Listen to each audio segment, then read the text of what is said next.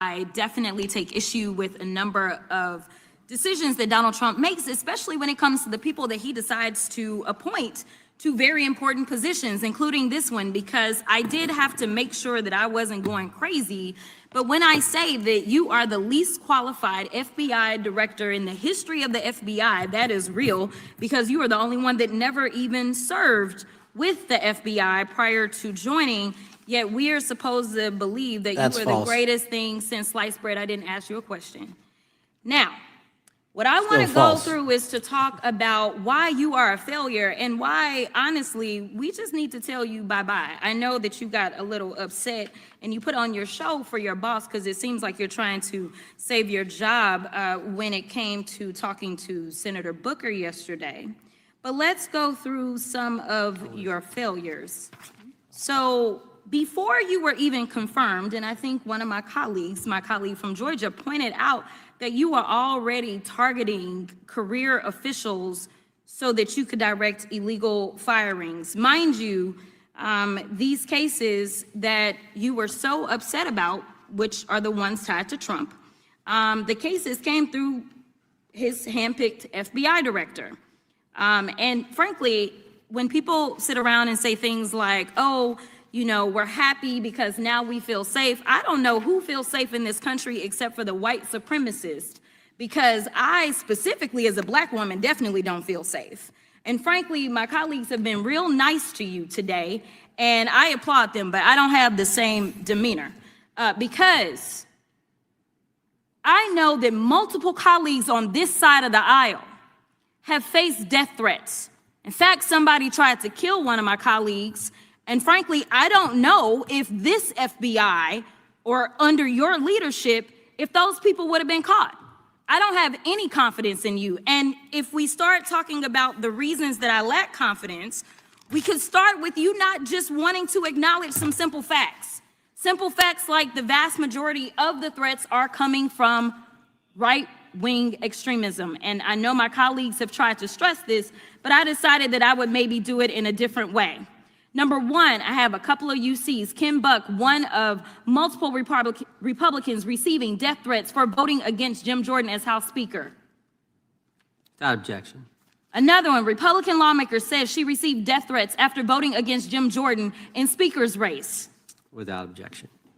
In addition, there was another one from another colleague who now is leaving Congress because they said that they were calling his wife anonymously and threatening her life to the extent that she ended up sleeping with a firearm. Without objection. Okay, so here's the deal. How are we supposed to have confidence when you're sitting up here telling the Senate yesterday that it will take you 14 years before you can get the FBI fully staffed to do their jobs? You're also now redirecting resources so that they can go and play ICE agents on the streets. You're getting rid of your most qualified people. And even when it came down to somebody that you consider to be a friend, you were posted up having some fancy dinner to the extent that you posted not only once erroneously, you posted twice erroneously as it relates to catching somebody. And then you want to go and say, let me take a victory lap. Because honestly, if it wasn't for parents deciding that they were going to turn in their child, it seems like y'all wouldn't have got there. even though he literally confessed online. So I'm confused about what it is that the FBI is doing, except for trying to put on a show for the apprentice, or whatever you want to call him. The day after all of this took place, there was domestic terrorism that was taking place at HBCUs. They were targeted. Yet I didn't hear anything from the FBI about what was going on. And again, Black people kept saying, how did we end up in this? Because the numbers are so very clear that white supremacy is a problem. And honestly, I've not heard anything out of you today that makes me believe that you're going to do anything about the white supremacy problem, the one that is leading to children being killed, children being shot, as well as members of their community as they're worshiping in their churches. Okay. And taxpayers' money. Good evening. But my guess is the Democrats won't focus Good evening. on all that good Thank news. you all for being They'll focus here. on politics. Let me. They'll stick end with this. Comey and Clapper and Brennan and continue to try to undermine. I'm sorry. That went a little bit longer than I wanted to. I definitely don't want to play Jim Jordan, who was complicit in not coming out about wrestlers at I think it was Ohio State, who complained about their male doctor doing inappropriate things to them, and him not doing anything about it when they went to him. You know, the pervasive Trump. I definitely take issue with a number of. I want to thank all of you for joining me this evening. I appreciate all of your support. Now, you see the title of. You see my thumbnail that I put up, and there is a reason why I put up this thumbnail. I would like to share this with you right now. If you are unaware, let me see. And we're going to finish reading the people. Read, as Stomp Down says. We're going to finish reading the people. Delete like it never happened. I'm going to share this with you, and why that is my thumbnail, and why we are going to talk about some facts. We're just going to, kind of like it is nothing like that read that Jasmine Crockett gave Kash Patel about the actual facts of his life, and the only thing he could sit there and do was lie, kind of like I did yesterday. And the truth is the truth, and a lie is someone who is pathetic, a pathetic liar. So there's that. Let's read why I made this my thumbnail, and let's see if we can even trust anyone high up in this administration, all the way to the top. If you didn't know, the DOJ. Let me increase this. The DOJ's delete study showing domestic terrorists are most often right wing. This is an article at the 404 Media, if you did not know that. Okay, let's get into it. The Department of Justice have removed a study showing that white supremacists and far-right violence continue to outpace other types of terrorism and domestic violent extremism. Hold on 1 second. The study, which was conducted by the National Institute of Justice and hosted on a DOJ website, was available there at least until September 12th, that is, according to an archive of the page saved by the Wayback Machine. Let's see if I can get this study. Let me see if I can click on that and see it. Nope, it's not allowing me to see it. I don't know why. Okay. According to an archive of the Wayback Machine, Daniel Malmer, a PhD student studying online extremists at UC Chapel Hill, first noticed the paper was deleted. I don't know why I am not getting my full story. Let me Oh, it's under a paywall. That's why I'm not getting. I only have the free account. So the DOJ has deleted the actual facts where all the extremists is coming from. So let's finish reading some people. There were some hearings today. If you are unaware, there was the hearing with the former CDC director who quit instead of just following RFK's order to do all type of unethical things in the CDC, which will put our health at risk.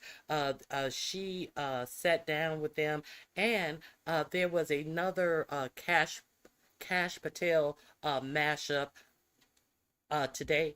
If you guys haven't seen it, you guys haven't seen the news, because we all know that that is where the news is generated at, in actual the walls of Congress. So let me share this one with you.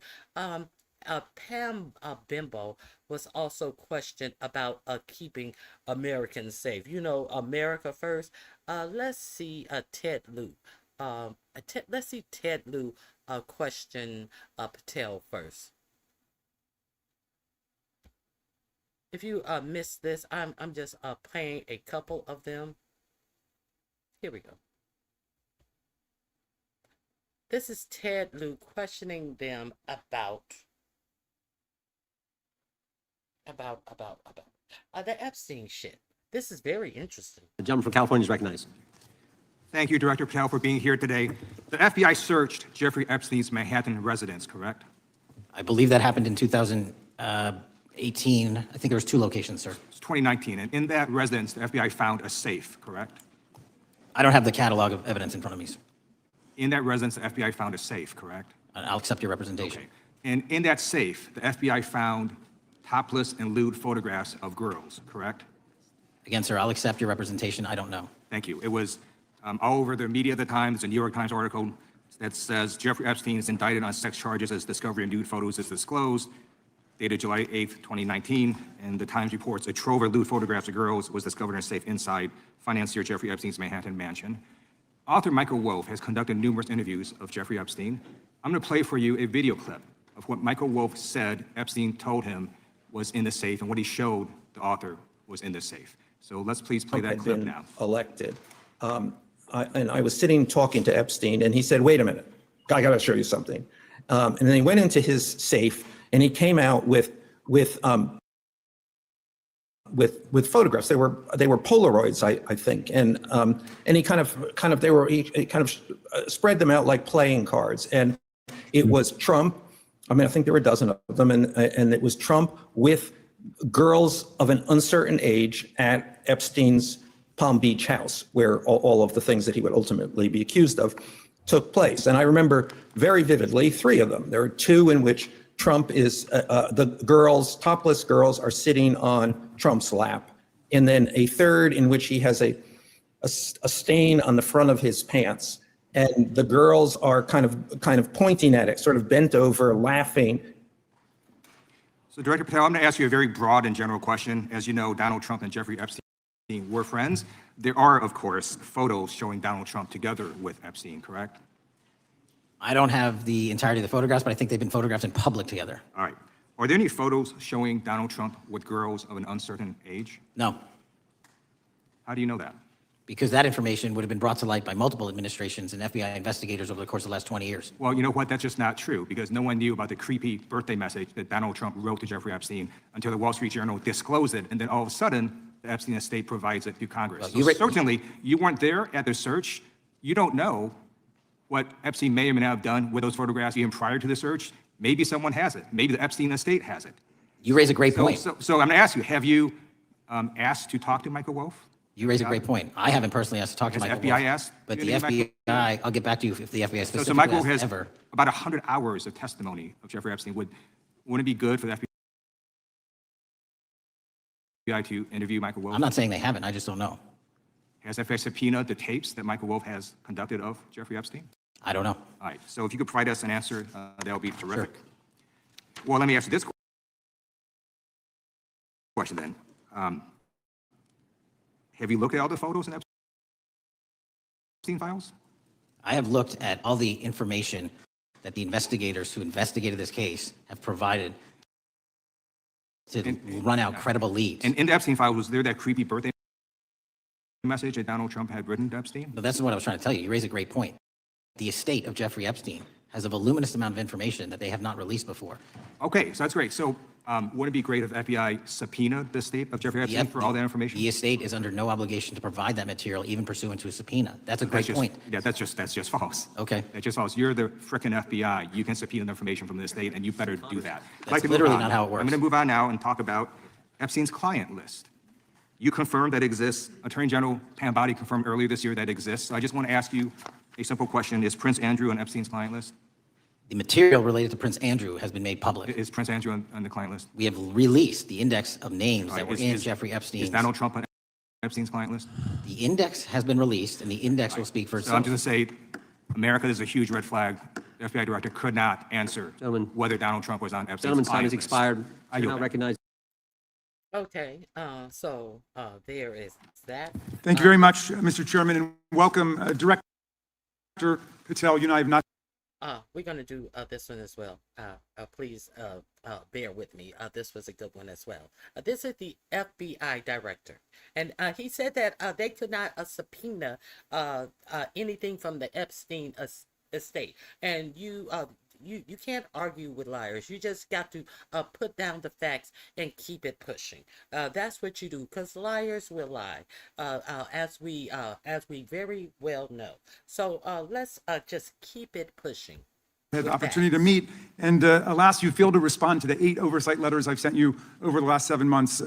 So we do have a lot of questions piling up for you, but I want to start with a word of praise. The first FBI director was J. Edgar Hoover, who steadfastly refused to hire women, African Americans, and other minorities as agents. And although he was a closeted homosexual who lived in domestic partnership for decades with Clyde Tolson, he also participated in anti-gay crusades. He aggressively promoted what we would today call white Christian nationalism, and he would undoubtedly be turning over in his grave to see as one of his successors a first-generation Indian American and a proud Hindu. So I congratulate you on being a breakthrough in this sense and being a beneficiary of the civil rights movement that opened up the FBI and the federal workforce to lots of people who never would have been hired in its first decades. Last, you share J. Edgar Hoover's dangerous obsession with blind loyalty over professionalism and effective public policy. For Hoover, it was blind loyalty to him in keeping his secrets. For you, it's blind loyalty to Donald Trump in keeping his secrets. During your confirmation, it was widely noted on all sides that your primary qualification was your unwavering loyalty to Trump. Unlike other directors, you had no work experience at the FBI, but you had made over 1,000 media and political appearances in support of Trump's campaign. Your Senate confirmation vote was 51-49, the closest in history, with your opponents warning you were not qualified and had no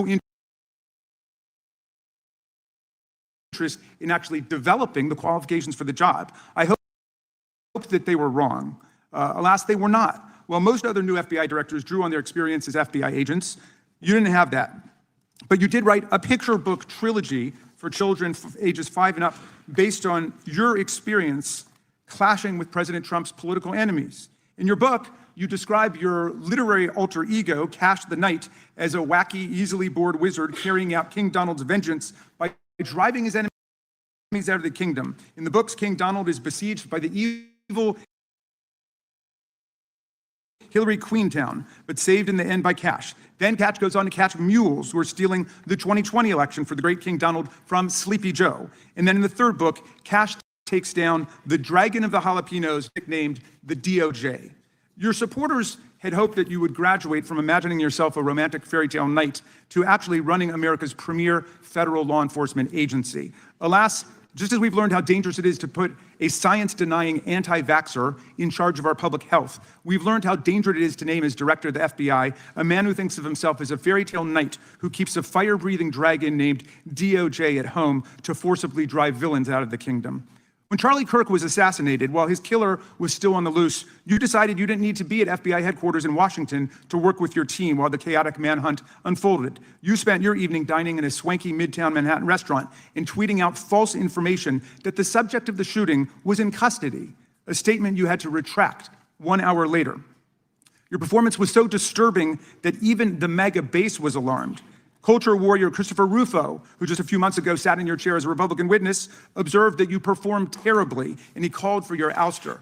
The FBI might be able to survive your delusions of grandeur and the explosively volatile temper that was on display yesterday in the Senate. But the intractable problem is that you are running the FBI not as a law enforcement agency charged with keeping American people safe, but as a political enforcement agency working directly for the president's vengeance campaign. 7 months in, it's impossible to overstate the destruction, chaos, and demoralization you've brought to the FBI and its workforce and the resulting danger your actions have caused to our country. You've been systematically purging the FBI of its most experienced and qualified agents, division leaders, and experts in counterterror, counterintelligence, and cybersecurity, precisely the people who have the expertise you lack in which the FBI and the country need. They've been expelled from the ranks of the Bureau simply because they did their duty investigating crimes, including those committed by the mob that attacked the Capitol on January 6, 2021, and beat the hell out of more than 140 police officers, or simply because you suspected them of being insufficiently loyal to Donald Trump. You illegally sacked Brian Driscoll, the former acting director of the Bureau, and a decorated counterterrorism expert who worked at the FBI for nearly 20 years.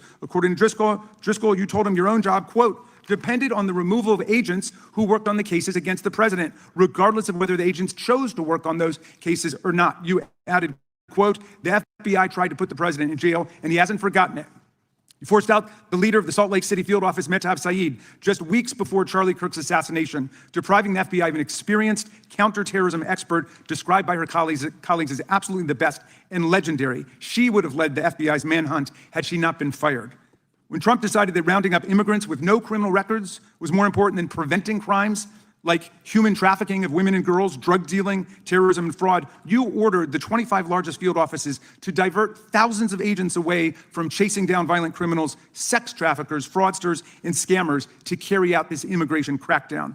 Director Patel, you treated the men and women at FBI with disrespect and paranoia. You've assembled a roving band of freelancing henchmen within your office and charged them with conducting unauthorized investigations, targeting and harassing career FBI employees. Amazingly, you forced senior leadership to repeatedly take polygraph tests to prove their political loyalty and pushed out leaders who refused these demeaning exercises. And now we're seeing one very clear reason why you want to build a political FBI: the Epstein files. You want an FBI blindly loyal to Trump and to you as his enforcer so you can continue your cover-up of a massive international sex trafficking ring with more than 1,000 victims, betraying all of the survivors of the sexual violence. Before you got in this job, you called for full release of Epstein files, telling podcaster Benny Johnson that the only reason the list was not released by DOJ and FBI was, quote, because of who's on that list. Upon your confirmation, you promised that, quote, there will be no cover-ups, no missing documents, no stone left unturned.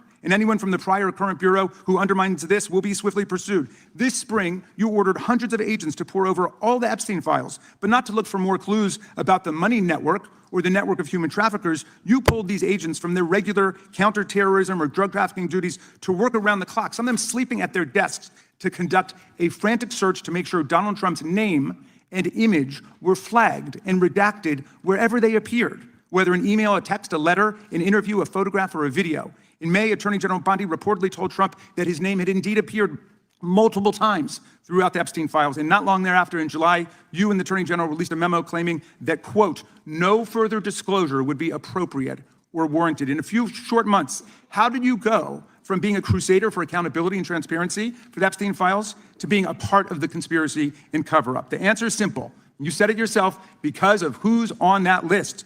Donald Trump's relationship with Epstein over the years is well documented. A week ago, the Oversight Committee released Trump's disturbing birthday book, Note to Epstein, written over a drawing of a woman's naked body, referring to a, quote, wonderful secret. The Oversight Committee obtained the note from the Epstein estate, not from the FBI, raising questions again of whether the FBI has been withholding documents. While you're unleashing the FBI to cater to Trump's desire to shut down the Epstein inquiry, the first 9 months of the Trump presidency have seen a spate of political violence and domestic terror events. We saw deadly attacks on political figures on both the left and the right, the brutal assassination of Minnesota Democratic House Speaker Melissa Hortman and her husband, and the attempted murder of Democratic State Senator John Hoffman and his wife, who miraculously survived a combined 17 gunshots. We saw an arsonist set Pennsylvania Governor Josh Shapiro's residence on fire. And of course, last week, we saw the horrific, cold-blooded assassination of Charlie Kirk in Utah that has shaken the nation. 1 minute after Charlie Kirk was shot in the neck, A 16-year-old shooter in Evergreen, Colorado, radicalized by white supremacist ideology online, opened fire and critically wounded 2 other students at Evergreen High School. We've seen Have you heard the FBI make any statements about that? I have not heard the FBI come live and make any statement about more children being killed by right-wing radicals. Let that sink in. And all of this is coming from the top down. Can you do you think that this administration is really going to keep the American people safe? Or do you think that they're just going to yell down valid questions like rabid animals when you confront them about all of the money that is being stolen from our treasury? And we're going to get into that as well. See, because over here, we're doing the news. We're not doing lies. We don't care about lies. We're just laying down some simple facts. You know, everybody, some people must get in their feelings about simple facts, but they need to stop running around here lying. Yet they continue. Let's continue. Anti-Semitic violence, including the murder of 2 young Israeli embassy staffers just blocks from the Capitol, and then in the attack on a gathering of Jewish people in support of hostages held in Gaza in Boulder in June. We've seen continued mass shootings at schools, like the domestic terror incident at a Catholic school in Minneapolis last month, which killed 2 children and wounded 18 others. And in August, a man fired more than 500 bullets at the Centers for Disease Control and Prevention, killing a police officer who was a Marine veteran and a father. People like Now, when this police officer was shot and killed at the CDC, did you see 4547 come out here, you know, to support the blue people? Did you see any of these support the blue people come out here and say anything? No, it was a black officer. Of course you didn't see anybody come out here appalled at a radicalized right-winger shooting and killing a cop whose wife was pregnant. I think he had 1 other child. No, you didn't see any of that happen. Let's continue. Melissa Hortman and Charlie Kirk should be able to participate in politics as elected officials or active citizens without being shot down in cold blood in the United States of America. People should also be able to go to elementary school, to middle school, to high school, to work, to the mall, and to church without being shot down in explosions of gun violence. The important position at the FBI requires a leader who puts public safety and national security and the rule of law first. I'm afraid, Director Patel, you've given us reason to believe you've used the powers of the FBI to serve Donald Trump and his agenda of partisan retribution. You've broken your promise not to do that. You've betrayed Jeffrey Epstein's victims and survivors. You've turned your back on the career law enforcement officers of the FBI, and as a result, you've left all of us less safe than before. Mr. Chairman, I yield back. Gentlemen, Okay. No, you guys don't have anything to say about that. I will move on to the next person who is speaking in a hearing. Let me share with you this.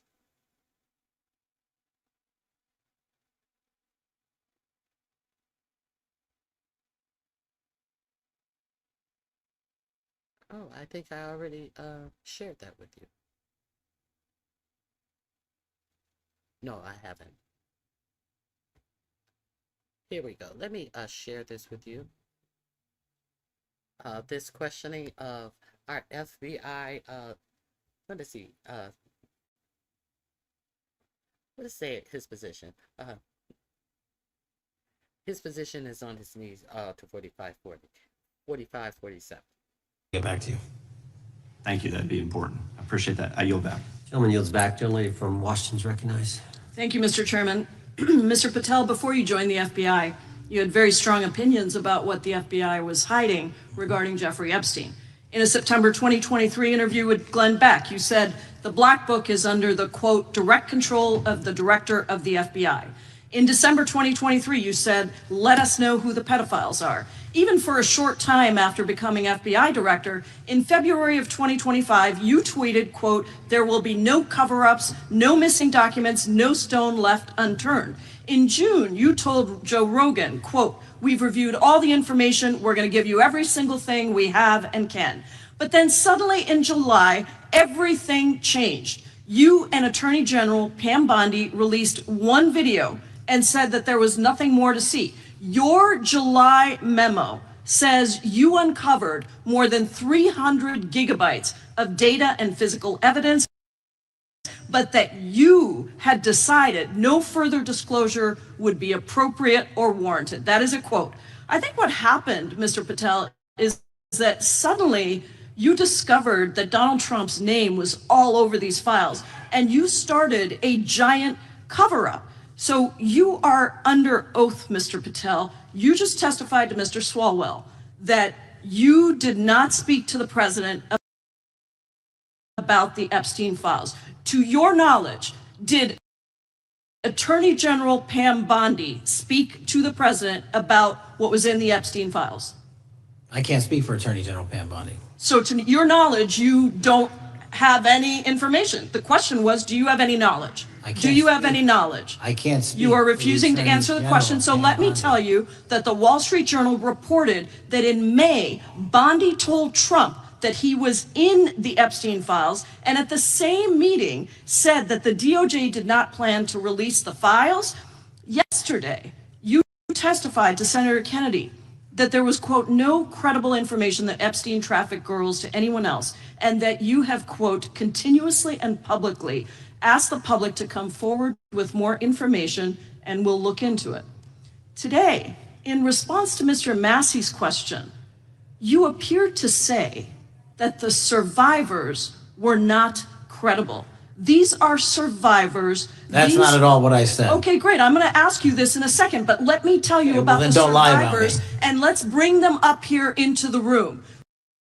He didn't say that they were not trustable. But what he did said, if there is any more information that comes available that is reliable or I think he said any more reliable information. He basically said it without saying. And all of these testimonies have all of these women's testimonies. And his answer to the question about talking to them, he had not talked to them, and if any more reliable information came available, he would talk to people. So basically, he said that all of the information that they already had, the testimonies from these women who were children when this happened to them, is unreliable. So that's what she's getting at. These are women who came to the Hill and testified that they were groomed and raped at the age of 14 and 16 years old, and they called to meet with the president and to meet with the FBI and to have people investigate their claims. Some of them have never testified before. If you are so interested in getting the public to submit any information, why have you not met with them? You said you haven't met with them. Have you met with them? I'll give you one more chance. My job as the FBI director is to Is invite the all answer yes or investigative no leads. to whether or not you met with these women who were sexually abused and raped? Any insinuation by you or any What people is on the your an- side that I am not manhunting child predators and sex traffickers, just look at the Mr. stats. Patel, And you talk Mr. about Chairman, cover-ups, man. Mr. Chairman, you this talk is about my time, cover-ups. and I will take as much time as I Where were want. you during the Instruct Obama the and Biden witness, Mr. administrations Chairman. when these so-called Instruct the cover-ups were witness. going on? Mr. Why didn't Chairman. anyone in those administrations talk to any of Now, is this not ludicrous to you? Is this not ludicrous? Is this not the biggest deflection? She asked him, have you met with these women who made these claims? He's trying to pretend like they have done everything they could. A simple question. Now he's talking about you and all your people and Biden and Obama and omitting that in between Biden and Obama was 45, 47. Is this not ridiculous? Do you think that you can trust any more reporting that comes out of this FBI is my question. And let's not forget all the domestic terrorism that is going on in the United States. See why everybody's looking at this clown show. There is a whole a bunch of other stuff that can be detrimental to the United States that is going on, and they don't have anybody watching for it because everybody's out there trying to get Stephen Miller's numbers of 3,000 illegal detainees per day. Your FBI agents is combing over these files to X out any high profile names that are in the Epstein files. Do you feel safe under this administration? America first? America first? Where, bitch? Where? Let's continue. These Mr. purported Chairman. witnesses, I have some regular order, Mr. every Chairman. single person to provide credible information. Time belongs to the gentlelady from Washington. And I'm When gonna you- take When another you couple accuse of the minutes. witness of something, he's allowed to respond. That's how it works. You say Listen, something, he didn't you even, say excuse me, Mr. Mr. Chairman, Chairman, you have point always of order. been fair, but this And is I'm not being fair. fair, and you will get No, your- this you will is get your my time. time, and he You will give said the that gentlelady the a few witnesses additional were not seconds credible. of time. I'm gonna get an additional minute of time because No, that's you'll how get much what time you he won't get a took. minute. You'll get some seconds. What we think is under 5 minutes. You don't get to demand Mr. how much time you Patel. get. That's not how it works. Mr. Patel, are the victims of the Jeffrey Epstein horrific trafficking ring, are they credible? Any person with information about ongoing I sexual didn't. trafficking. I'm asking you if they're credible. Ma'am, I'm Are commenting they on the credible? evidence we have. But And I'm- we have routinely asked for people to come forward with more evidence, and we will look at Mr. it. And the evidence that we have was the same evidence that the Biden and Patel. Obama Justice Departments Mr. had. Patel, And they this is determined, new. not me, they determined Mr. that Chairman, information was not Mr. credible. Chairman, he's not letting me even ask my questions. You This is ask the ridiculous. questions, he gives an answer. You may not like what he says, No, but that I'm doesn't mean you asking. get to He's not interrupt answering him. my question. Mr. Chairman, have could we an- restore the gentlelady 45 seconds so she can We'll give complete her her additional question? 30 seconds, which is what I said I'm earlier. going to keep taking my time because you'll take here's the the time thing. that you get. You get are 30 not seconds. answering the question. The question I is, have, you just don't like the answer. Are these women credible? It's a yes or no answer. I have answered the question. Well, and I what is keep the telling answer? you, I'm the only FBI director that has welcomed new information in this Okay. case. This You're not- administration is the only one that has welcomed any new information in this Is there case. a yes or no to whether Present the new credible victims are credible? information. Present new Are information. the victims credible The victims- or not? I'll tell you what happened in the last Trump Are they administration. credible or not? You can't even Victims say. credibly came forward, and you know what happened? President Trump authorized the indictments President of Jeffrey Trump Epstein, called not them a Biden, hoax. not Obama, President Trump no one called else. the entire thing a Democratic hoax. So I would like to ask The gentlelady's if time has you expired. will I gave her meet- the additional if 45 you- seconds she if you requested. will The meet- gentlelady yields back. The gentleman from Mr. New Chairman, Jersey is I would like recognized to for his ask if 5 you would minutes. meet with the women who were sexually time does not belong- abused and raped and groomed time does at not the belong ages to the of gentlelady from 14 Washington. and The time now 16 belongs- years old. Are the you time- going to cover up? No, I'm Are not you gonna- going to I'm continue gonna to recognize cover the up gentleman for from the New Jersey rich for and his 5 minutes. powerful men, including those that might be on this committee? I can yell Or too, are Mr. you Chairman, going but I don't want to to yell allow above them this. to The time belongs testify? to the gentleman from New Jersey. I Are you appreciate going the to allow gentlelady them to yielding testify, back. Mr. Patel? Go ahead. Will you allow them to testify to you, Mr. Patel, Mr. Patel, thank you for being here. I know it's been interesting and I guess that's a no. So we can take that as a no. Hey, M. Renee, good to see you. Just going over a couple of these hearing questions of Kash Patel on today. I was unable to go through all of the CDC, so I will review the CDC woman who doctor from the CDC who stepped down. She met in front of Congress, and what the few things that I did hear her say, that Robert F. Kennedy was requiring her to just allow him to do whatever he wanted to based upon his alleged understanding from his alleged doctors and scientists. And when she asks, well, I need to see what data you're using. He refused to give her any data because he has no data. She said that she found out about the change in the vaccine schedule, just like everybody else in the United States. On his, I think he tweeted it out on X. She found out about it just like everybody else with his tweet. When she went to him and asked him, well, why did you change that, and under what type of science are you using to change that? He refused to give her any, and he said, go with the flow or you're out of here. So she quit her job. I'm paraphrasing. So let's check out one more of this numbskull being questioned. One more of him being questioned. We're going to go to Eric Swalwell. Kash Patel and Eric Swalwell.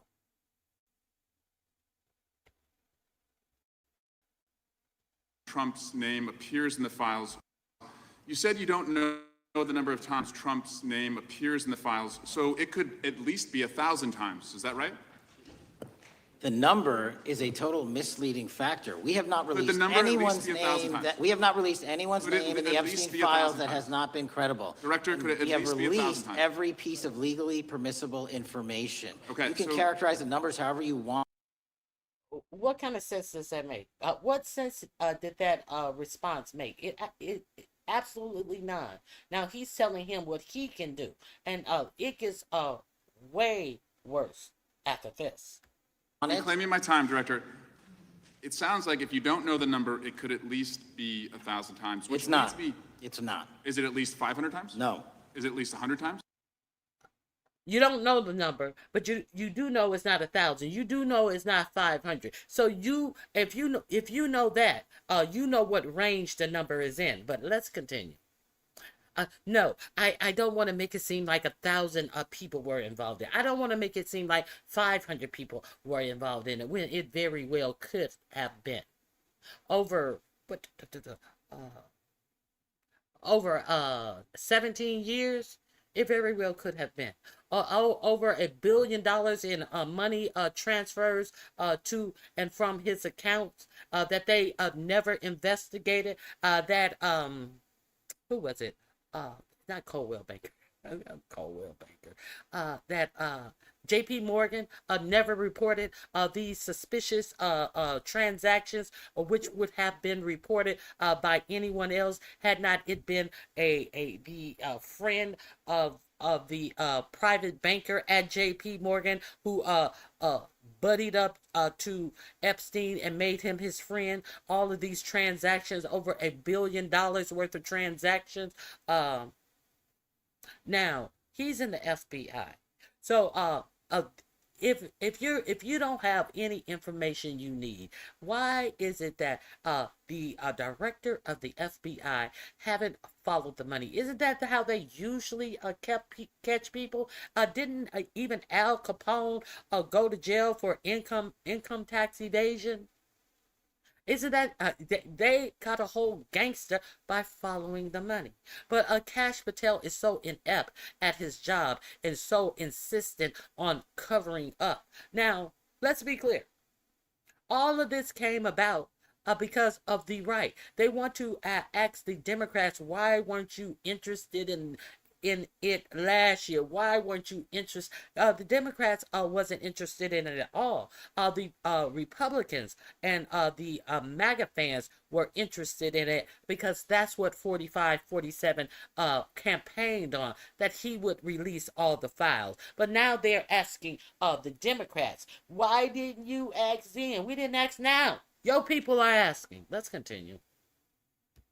No. Then what's the number? I don't know the number, but it's not that. Do you think it might be your job to know the number? I don't know the number, but it's not that. Well, it seems like you do know the number then. And here we go, here we go with all this adjusting of cards and memo pads and paper and making stacks and unmaking stacks and all of this important things that he has to do with all of this paper around his notes around him at his desk. Just watch this. I'm done. Watch it. My job is to provide for the safety and security of this country. My job is not to engage in political And that innuendo includes protecting so you can go sexual out to the assault victims. sticks and get your 20-second hit in your fundraising reclaiming my article. time, But Director. keep going, reclaiming your time, because the Director, people of California If are being Trump- if the underserved by president- your If the representation. president is not implicated, why not release everything that involves We have released everything, the president and anyone else's side, that is credible and lawfully be able to be released. Your fixation on this matter and baseless accusations that I'm hiding also child Mr. pedophiles Massey's is disgusting. interest. Anyone that says that needs to look at the stats alone. And go back to the state of California, who's receiving the biggest surge in FBI resources through my redeployment because the cities of Los Angeles, San Diego, and San Reclaiming Francisco my time, need it. Director. Remembering your oath to tell the truth, did you ever tell Donald Trump his name is in the files? I have never spoken to President Trump about the Epstein files. Did you ever tell the Attorney General that Donald Trump's name is in the Epstein files? The Attorney General and I have had numerous discussions about the entirety of the Epstein files and the reviews conducted by our team. Did you tell the Attorney General that Donald Trump's name is in the Epstein files? And we have released where President Trump's Did you, name is in it's the a simple attorney's question. file. Did you tell the Attorney General that the President's name is in the Epstein files? During many conversations that the Attorney General and I have had on the matter of Epstein, we have reviewed The question is painstakingly simple. who Did you can tell be- the Attorney General that Donald Trump's name is in the Epstein files? Yes or no? Why don't you try spelling it out if Yes you're or going to mock me? no, Director? Use the alphabet. Yes or no? No? A, B, C, Director, D, E, did F? it Don't wanna sounds do like it? you don't want to tell us. Did you tell the Attorney General that Donald Trump's name was in the Epstein files? Why don't you try serving your Director, constituency did by you tell the focusing on Attorney reducing General violent that Donald crime in this Trump's name- country and the number of pedophiles that are Director, illegally reclaim my harbored in time, your Director. sanctuary cities in Director, California? reclaim I'll my work with time. you on that. Do Regular you wanna order, Mr. work with us Chairman. on that? Director, Time reclaim my belongs to the time. gentleman from California. Did you tell the Attorney General that Donald Trump's name is in the Epstein files? Yes or Question no? has been asked and answered. You've not answered it, and we will take your evasiveness as a consciousness of guilt. Are the victims of the Jeffrey Epstein horrific trafficking ring? Okay. There was also some questioning about his stocks. There was some questionings about his stocks. He was talking all of this. I'm here to protect us from China, our mortal enemy. And then somebody latched onto that. I can't remember who it was. They latched onto that. They said, "Oh, so you say that China is one of our most vile enemies, and we must steer clear from them." Then they start asking him about some stock that he has in Shein. Did you guys know that little boy Patel has a major stock in Shein? Shein, the cheap clothing, the fast fashion, the disposable fashion company. So they said, if you feel that way about China, wouldn't it be dangerous for you to be having stock in a China brand? And he said, no, that brand is in Hong Kong. No, that brand is not in Hong Kong. Their offices are in Hong Kong or something to that effect. But they are actually a China company. So he hemmed and hawed his way around that, acting as if he didn't know that they had the FBI. I did not know. I don't deal with my stocks. Then it became, I don't deal with my stocks personally. I didn't know, but you're the head of the FBI. So are we safe?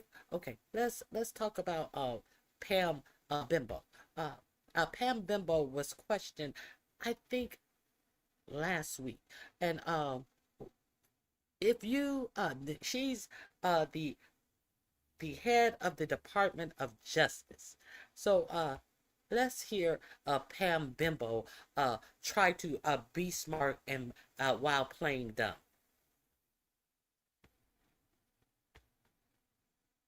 DOJ employees currently conducting immigration enforcement activities in support of DHS.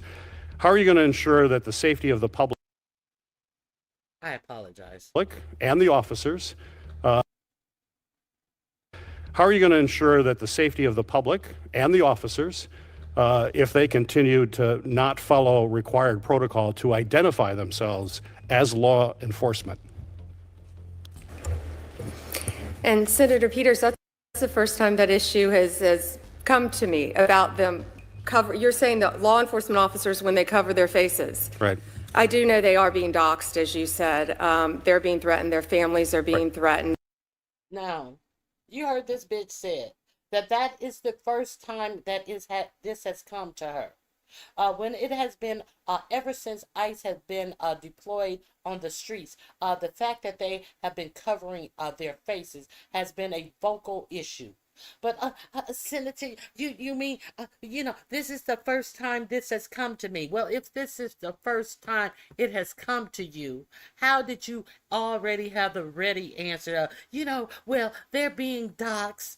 Didn't J.D. Vance call for people to be doxxed when he stood in for the murdered person who used to spew so much hate against black people? And didn't J.D. Vance in the White House caping for him say that if anybody says anything bad about him, you should stand up, you should call their employers. Now this bitch is sitting up here acting as if this is the first time she ever heard that there was a problem with people being masked, and then turn around and say, well, they are doxing them. So is doxing approved or unapproved?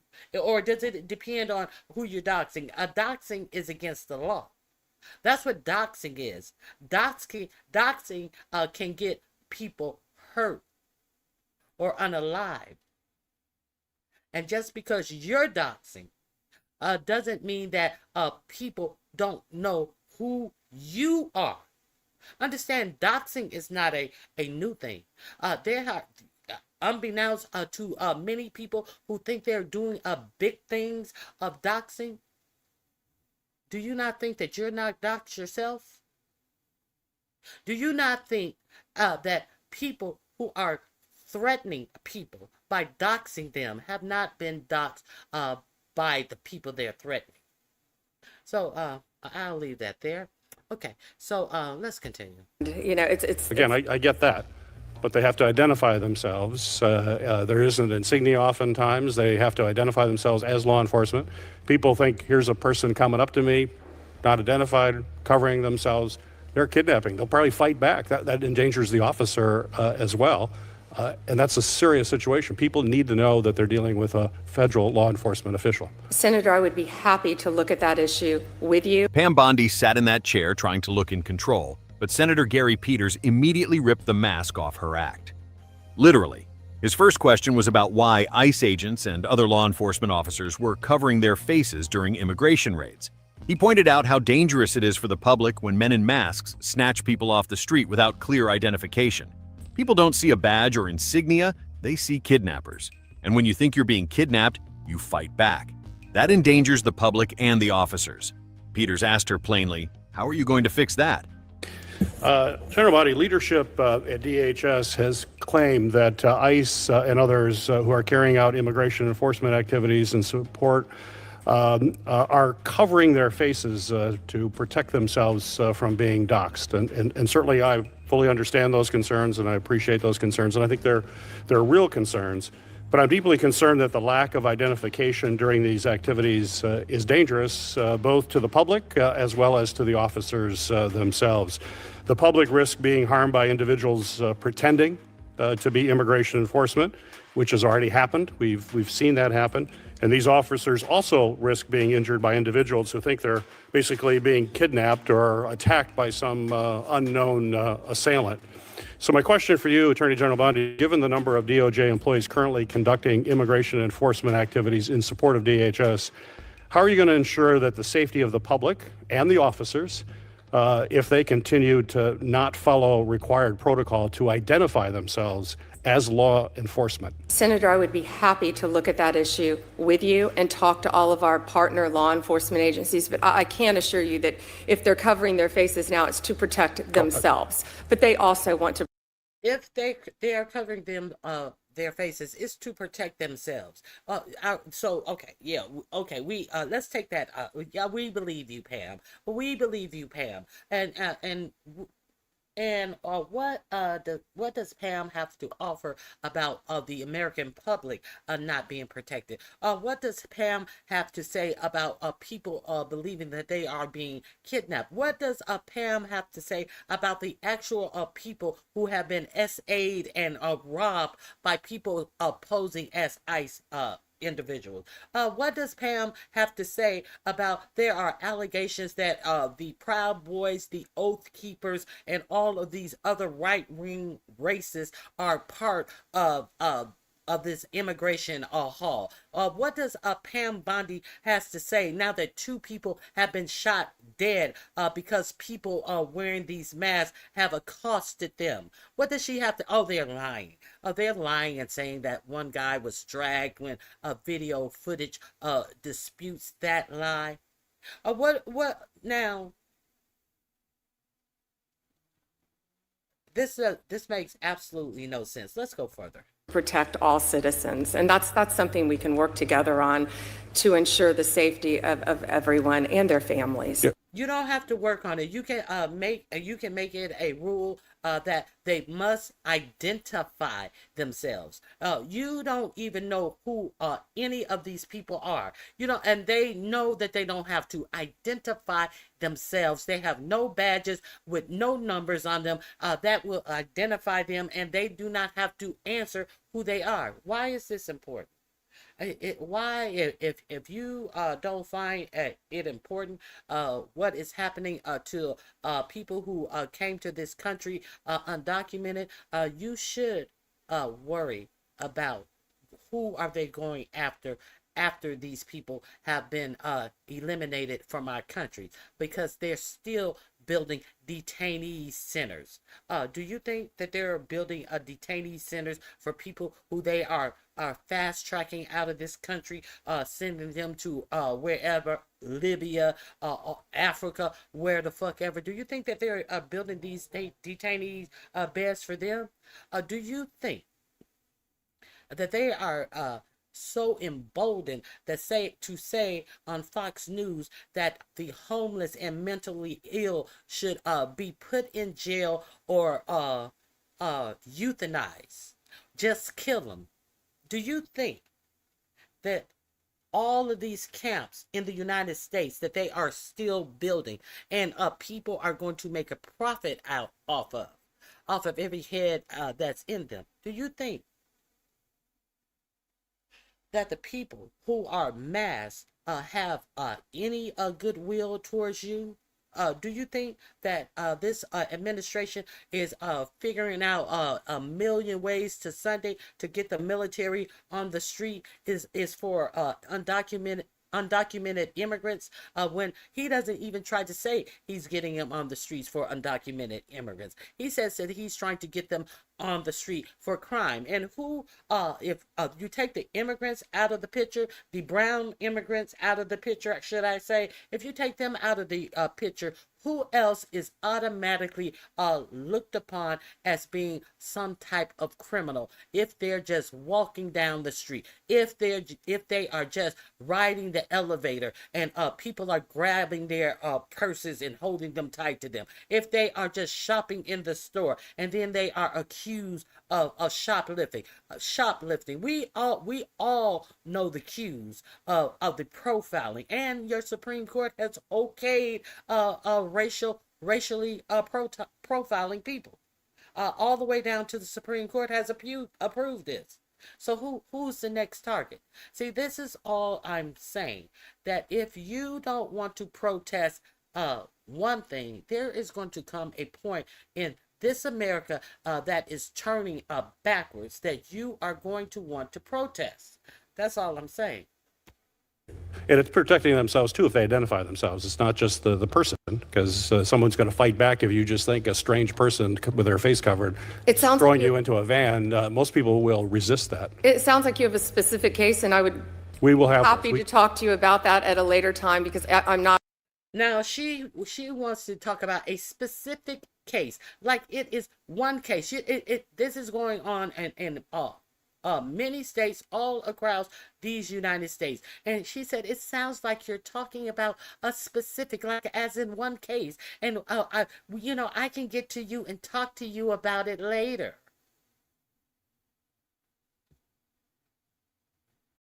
Who's running the Justice Department? Not aware of that happening, but I'd be happy to talk to you about that. We'd be happy to do it. I appreciate it. I'm not aware of that happening, but I'll be happy to talk to you about it. And we'll be happy to talk to you about it too. Let me pet your golden hair. Thank you. Earlier this month, the administration announced it was launching an effort to ramp up immigration apprehensions by shifting more than 5,000 personnel from across federal law enforcement, including approximately 2,000 from within the Justice Department, away from their typical duties to focus on immigration-related cases, including targeting individuals whose status had been terminated by this administration. This effort is on top of previous directives for department officials to focus on immigration enforcement. Many of these officials impacted by these directives, unsurprisingly, say they're being forced to turn their attention away from other national security missions, including counterterrorism and cyber security. There has been public reporting that hundreds of FBI agents have been reassigned to immigration-related duties, and raising real concerns among agents themselves that the shift could hinder investigations into terror threats and espionage by China and Russia. And we have also heard concerns about resources being reoriented at the state and local level. Attorney General Bondi, I know the Justice Department officials. And speaking about counterterrorism, let's not forget somebody who has never worked a government job, never worked in any of our Homeland Security, FBI, DHS, a 23-year-old who was a former, he had his own personal little lawn business. This is who is over that department. Make that make sense. As they are firing seasoned and people who have experience and knowledge in these departments. This is who they have put over that department, as they are using agents to help ICE get the numbers up that Stephen Miller, unelected racist, in my opinion, has demanded that they get so they can arrest 3,000 people for ICE. If you don't know this information, I'm just trying to give you some information about who's running this government and the questions that are not being asked. Officials have said that this president can walk and chew gum at the same time, and that you continue to hold all criminals accountable regardless of immigration status. But numerous reports on the ground from career government officials and some basic common sense would beg to differ. Given the attacks on Iran over the weekend, this issue has become even more salient, with threats from terrorists inspired by Iran, cyber attacks, often by Iran itself, or additional efforts by that regime to go after government leaders. So my question is, how are you ensuring that there are enough resources focused on the full range of national security threats, and there's no shortage of those, when so many of our DOJ resources are being reallocated to immigration enforcement? I talked to Director Patel or Deputy Director Bongino 7 days a week. I speak to my national. I know, we already know you and Bongino can't stand each other and are giving temper tantrums about each other. We already know that you won't talk to no damn Bongino 7 days a week. Oh, this was June 25th. It wasn't last week. It was June 25th when she. Now, I remember she is supposed to have come to speak to Congress the last time. I think it was. I can't remember the last congressional hearing that I showed you. During the congressional hearing where they subpoenaed the EPSTEIN files, they said, well, Pam will be in 2 weeks, so you can ask her then. So this is way back in June 25th. Now, ICE have been on the streets months prior to June 25th. So she's sitting up here playing dumb, and all the way since she has been over the Department of Justice, none of the real security of America has been going on. I guess they say they have Palantir now. They don't have to worry about people because the AI bros, the big tech bros, plan to put everyone out of a job. And I have something on Palantir as well today. So let me moralize. The link is in my description box, but I want to share with you Pam Bimbo being questioned one more time, and they unlike this guy, she doesn't get. Is this it? Yes, she doesn't get let off of the with, what is her name? Hold on 1 second. She doesn't get let off of the hook. Lord have mercy. Who is this?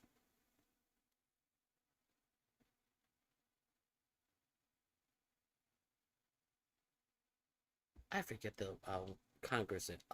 Rosa Delarue.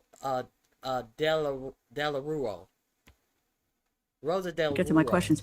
Fentanyl seizures are down 30.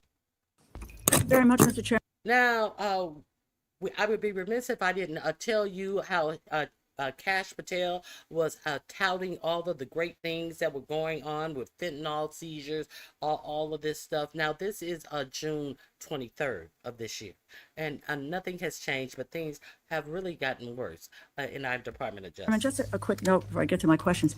Fentanyl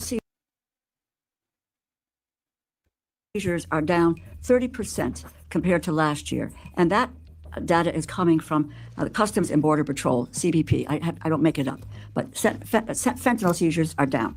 At your confirmation hearing, you asserted that you will do everything in your power to prevent illegal gun runners in our country. Your budget request for the Bureau of Alcohol, Tobacco, Firearms, and Explosives, ATF, proposes a cut of 26% below the current level. How can you justify such a massive cut without inevitably weakening ATF's ability to help our state and local law enforcement fight illegal gun trafficking? How many ATF law enforcement officers and industry operations investigators do you anticipate will be lost to attrition as a result of this funding reduction you are proposing?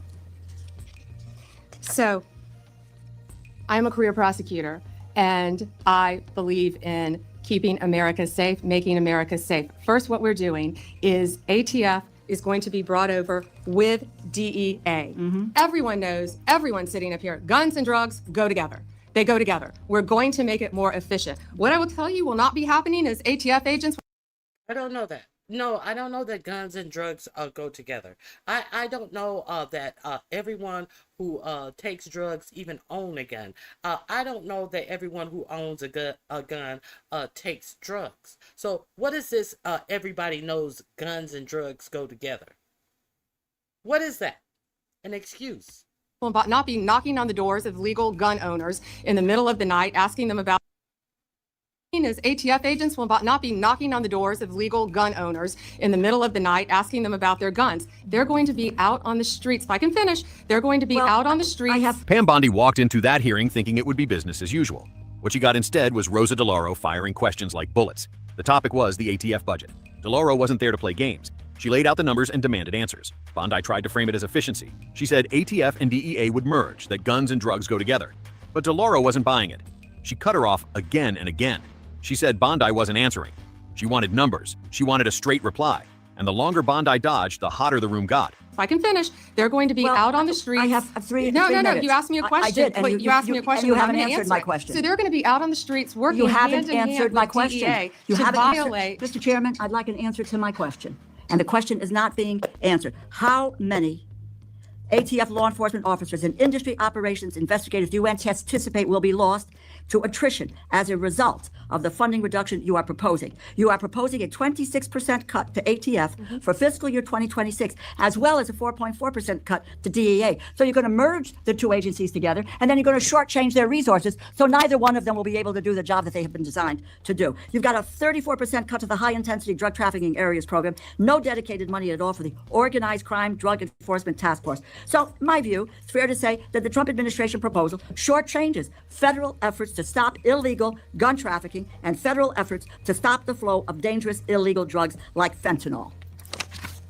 As I was attempting to answer your So did anybody tell y'all any of these actual facts of what's going on beyond the hyperbole and a bullshit that is being put out of the mouths of these people in the administration who want you to believe that everything here is just fine? Look at all the success we're having. your question very calmly, unlike you. Excuse me, Madam saying, Attorney General. Answer you. And federal efforts to stop the flow of dangerous illegal drugs like fentanyl. As I was attempting to answer your question very calmly, unlike you. Excuse me, Madam Attorney General.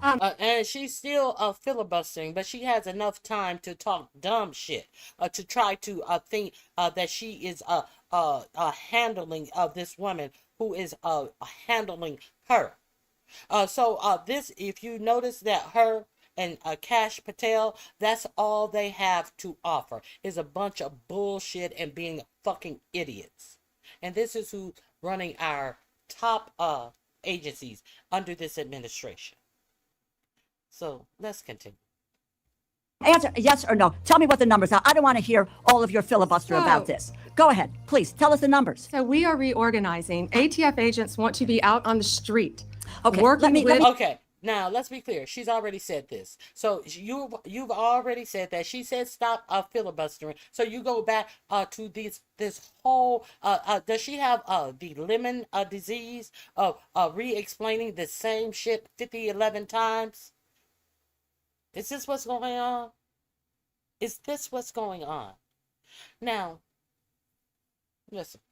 I am not entertained with dumb shit like this on the internet. Surely I am not entertained with dumb shit like this going on as an answer to why is there a 26% cut in the fighting of guns and a 4% cut in fighting drugs. But they want to kill people leaving in boats and turning around in Venezuela and have us to believe that they're fighting for the American people with a boat 2,000 miles off of the American shore. And this is what they have to say. This is what they have to answer to and about what they're doing for the American people.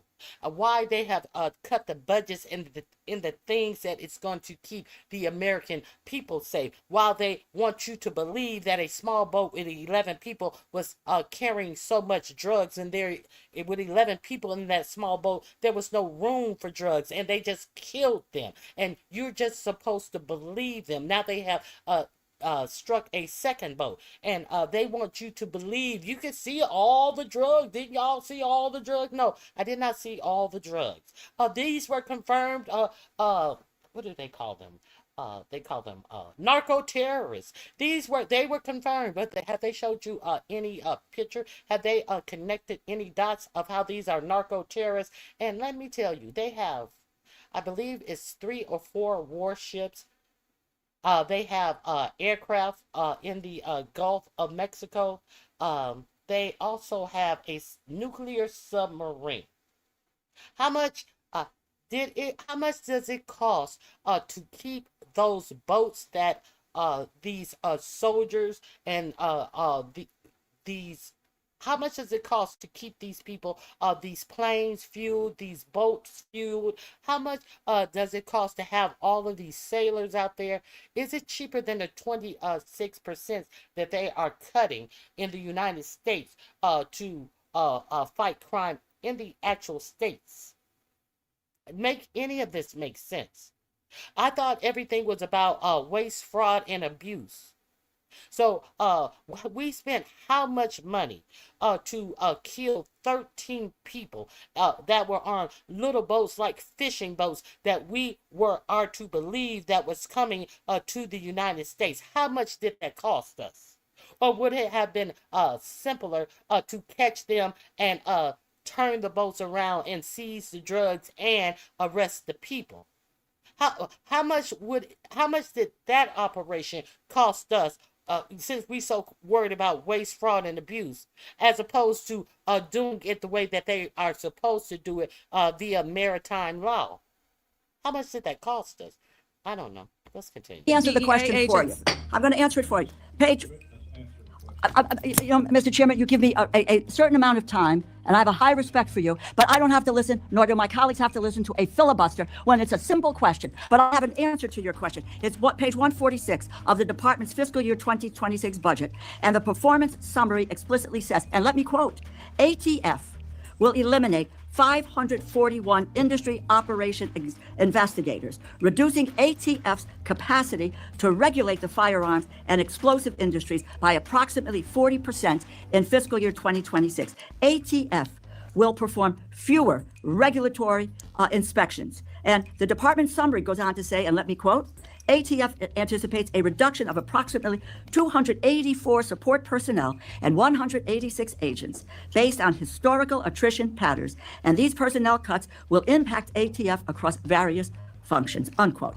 If the capacity to regulate firearms industry is reduced by 40%, if you are losing 186 ATF law enforcement agents, on top of that, it is clear the direction you are headed with this budget, and that's what it is, isn't it? The proposal will weaken our ability to stop gun trafficking, and it will greatly reduce ATF support for state and local law enforcement that helps them prevent and solve violent crimes. DeLauro pressed hard. She asked how many ATF officers would be lost. She asked how many investigators would disappear. She reminded everyone that the cuts weren't small. They were massive. A 26% slash to ATF, 4% to the DEA, 34% to the high-intensity drug program. No money for the organized crime task force. She said it straight. The Trump administration proposal weakens the fight against illegal guns. It weakens the fight against fentanyl. Bondi tried to keep control. She said ATF agents would not be knocking on the doors of legal gun owners. She repeated that they would be out on the streets. But DeLauro snapped back. That wasn't the question. She said, stop filibustering and answer. It's a bad proposal. Do you want to hear my answer in 3 seconds? You mentioned regulatory functions. We will not be having ATF agents go to the doors of gun owners in the middle of the night, asking them about their. We've already heard that answer. That's just the third time that you said the same stupid bullshit.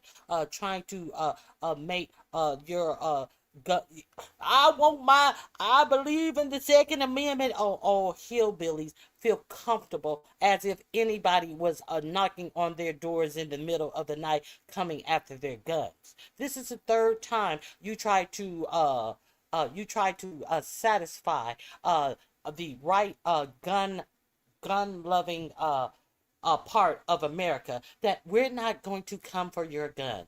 Well, maybe you need to come for some guns. Maybe there are some guns that needed to be sought out and sought after. Maybe ATF, that it also includes bombs. So you don't want to talk about, you're not sending people out to figure out people who are in their homes making bombs either. So you're not sending people out for that. So we should feel okay, like nobody's coming out in the middle of the night. Well, when have they been doing that anyway? Is that the fear?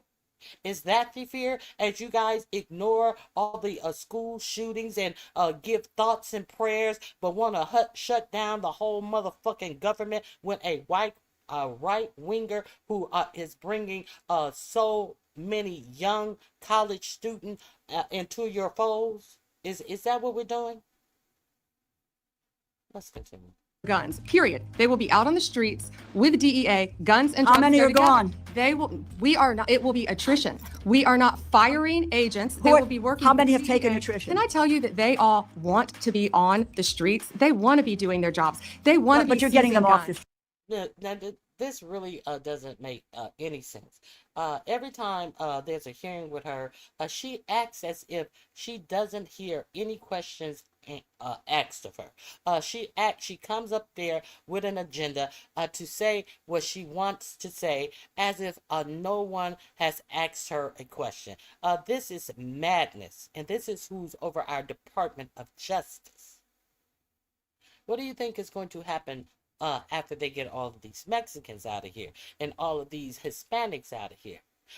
And with all of these farms having no one to do this farm work, what do you think is going to happen then? I'm really looking at the long picture because I have common sense. I'm looking at the long picture. Who do you think they are going to be trampling all over their civil rights next? That's why you got to pay attention to what's right in front of your face. That's all I'm saying. They want to, we're putting them on the streets. They want to be working with You are getting them off the streets. There is no clear, and Mr. Chairman, I yield back my time. I yield back my time. Let's get some answers here. The clash turned fiery. Bondi. Okay, that's all I wanted to show you on that. That's BS. If they didn't have anything to hide, why not answer the damn questions? Exactly.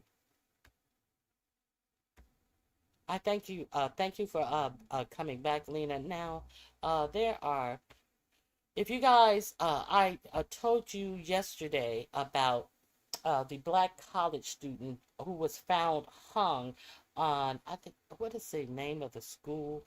Let me see. His name is Trey Reed. He was found hung at in Mississippi.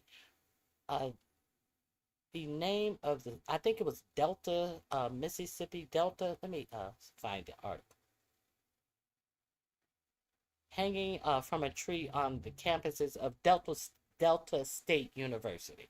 Let me share this link with you. Now, I touched on it yesterday in the context of all of this hate that our administration is stirring up for people who had absolutely nothing to do with that shooting.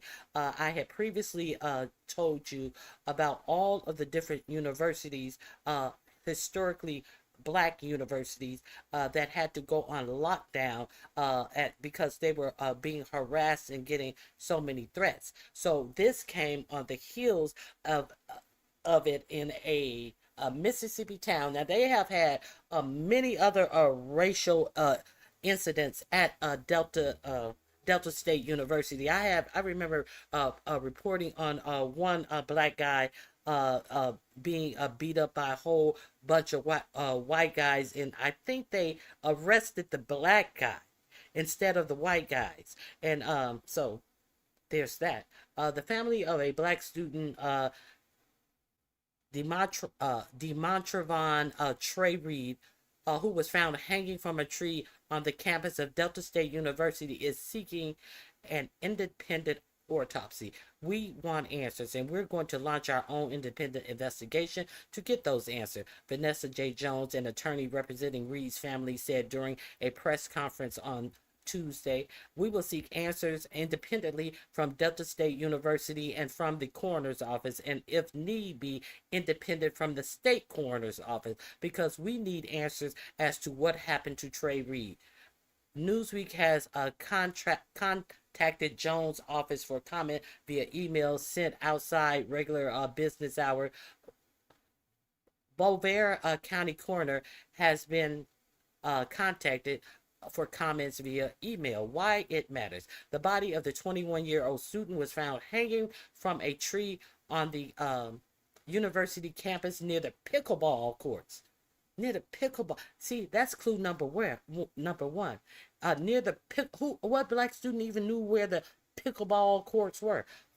Shortly after 7 a.m. on Monday, according to university police. Officials have said there was no evidence of foul play, but the case has drawn widespread attention, skepticism, and calls for transparency.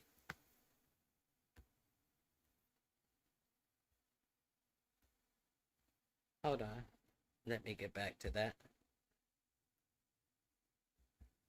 It has also evoked Mississippi's history of Jim Crow era racist violence. The university campus in Cleveland is about 30 minutes from a site closely associated with the infamous lynching of Emmett Till. What to know? Civil rights attorney Ben Crump announced on Tuesday that he has been retained by Reed's family and will undertake the independent investigation into the student's death. We cannot accept vague conclusions when so many questions remain, he said in a statement. In the wake of Reed's death, online rumors had circulated alleging he was found with broken limbs and other injuries that were inconsistent with suicide, which were disputed by Bovier County Coroner Randolph Seals Jr. Well, Randolph, we'll see.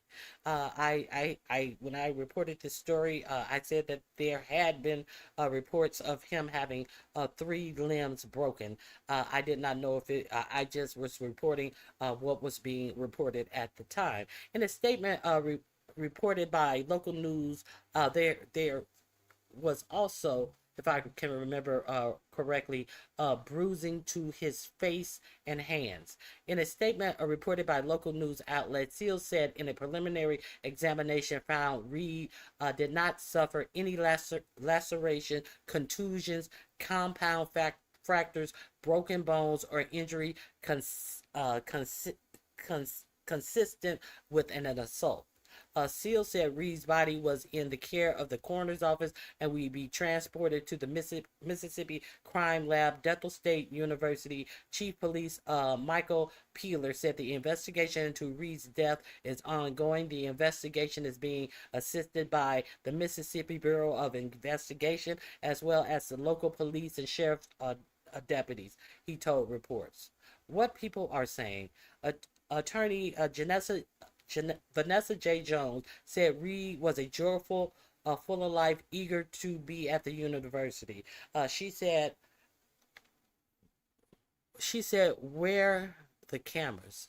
Now, that is also something interesting. She said, where the cameras? There are alleged video of it was reported today on CNN that there is alleged video of the area. However, the cops would not even mention what was in the video, and they said that they will be releasing the video soon. How long does it take to release a video? It takes longer when you have to erase and redact and copy and paste and stick a video back together. So I understand that they admitted themselves that there was video. She said, where the cameras? There should have been cameras at the university that could easily enlighten us as to what happened in the early morning of September 15th. She added, the family is not going to point fingers at anybody. We're not going to call anybody's name. All we want is answer from technology. Civil rights attorney Ben Crump said in a statement, Trey Reed was a young man full of promise and one deeply loved and respected by all who knew him, his family, and the campus community deserve full independent investigation to uncover the truth about what happened. We cannot accept vague conclusion when so many questions remain. I stand with this family and I will lead a team of civil rights leaders and organizations in pursuing transparency and answer for Trey's family. Representative Benny Thompson of Mississippi, who's a Democrat, said in a statement on Tuesday, we must leave no stone unturned in the search for answers. While the details of this case are still emerging, we cannot ignore Mississippi's painful history of lynching and racial violence against African Americans. My deepest condolences and prayers are with the Trey family during this difficult time. Thompson also called, Thompson, why did you call? I'm not saying all FBI agents are as inept as their deputy, Kash Patel, but what I am saying is Kash Patel has a foot on the gas on what will be invested properly and what what storyline they are going to put to and try to make their investigation fit. There are definitely storylines. If you look at the shooter of Kirk, that was a whole storyline. I read to you the emails, and I told you how none of these emails made sense. That was the first time me seeing the emails. I read it to you. I said, this shit don't make no sense what they saying on here. This seems like it's trying to fit the narrative of what they put out before they even knew who the shooter was. So there's that. Okay. Thompson also called for the FBI to investigate, saying the Bureau has the tools and the experience necessary to conduct a thorough, unbiased inquiry at the time is of the essence, and time is of the essence. They don't, but do they have? I don't think they are unbiased. That's just my personal opinion. The NAACP said in a post on Instagram, while initial reports offer no evidence of foul play, you'd have to excuse our skepticism amid growing racially motivated violence targeted at our communities across this nation. Also, while we await more formal autopsy reports and information, we offer this piece of history with a level of certainty. Our people have not historically hung ourselves from trees. Delta State University President Dan Enos said in a video posted on Facebook on Tuesday, what we want to communicate to the community is that we know that as a university, we're giving a trust. People come here to learn. They come here to be safe, and they come here to thrive, and one of our students is gone, and we will never forget that. We continue to meet with and be in contact with Trey's family. We give them our love and support, and we know that we can never fully heal this wound. He added, we are continuing to cooperate with investigators. We continue to make sure that all the information is necessary is given to authorities, and we continue to hope for answer. Okay, what's next? The Delta State University Police Department will host a press conference in conjunction with the Mississippi Bureau of Investigation and local law enforcement at 10 a.m. I think that's Central Time on Wednesday. I didn't see their news conference. So I am giving you this information. Now, there is also, I think that's it. Oh, but you know what they're not saying in this news report? You know what they're not saying in this news report? What they're not saying in this news report is that the family was alerted that he died in his dorm. It was not until the family put on the news that they heard that he was hanging from a tree. That's what's not included. Let me share this with you. If you guys didn't know that, I'm just here to give you information. Now, CNN, when they talked about it, they didn't talk about any rumors of him having 3 limbs broken. They definitely skated over anything like that. And also, CNN did not note that his family was told that they found him unalive in his bed. Is this the one? Let me see. Oh no, this isn't the one. Hold on, let me get the proper one for you. I have 2 Instagram buttons up here, and I picked the wrong one. Let me share this information with you.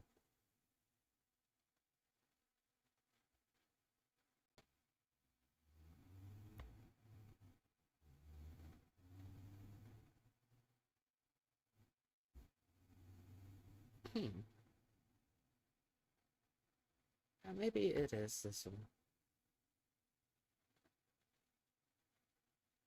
No, it's not this one. Let me hold on a minute.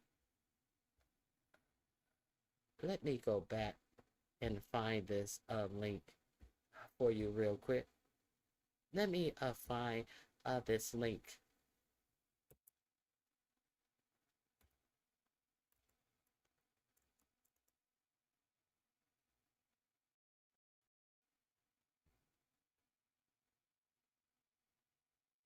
Here we go. Now, Aaron, what is his name? He is part of the Midas Touch Network.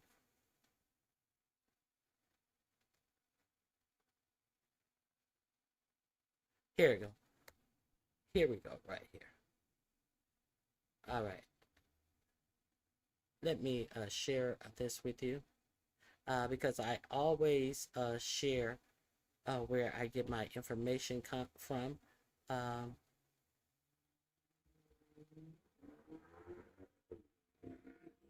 Goodness. Maybe it's this one. Here we go. Here we go. Aaron Paranis. He's a part of the Midas Touch Network. He does have a channel.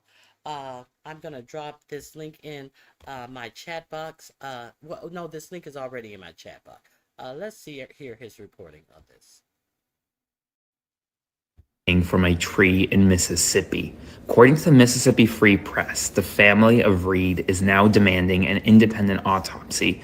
They're even reporting that the police told them Reed was found dead in his dorm room, not found dead hanging from a tree on campus at Delta State. Vanessa Jones. Now, can you imagine how you would feel if you were the family and you were was not given this vital information in a state like Mississippi? But let's continue.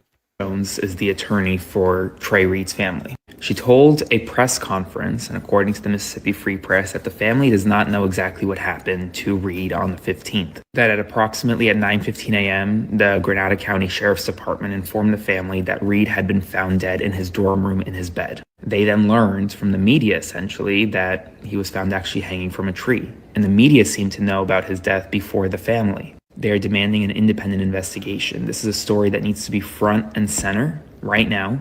Keep spreading the word, keep sharing, and follow along for more. I'll have more updates very soon. Okay, so there's the link in the chat for that story. Now, speaking of, let me see. What is this? Speaking of what's going on in the media, that the media is kind of hushed down about now. There are reports, 45, 47, that he said he's going to send the National Guard to Memphis. I would be remiss if I didn't talk about this story. I hope they don't go to. They better not go to a fast talking bitch house, or she gonna have something waiting for. She's gonna pop their heads off and all of this stuff. They better not go over there to that fast talking bitch house, or they gonna be in for it. As if anybody wants to go there, but they do you think that they are trying to keep this story on the low about the National Guard being in Memphis? I don't know. I just want to ask you.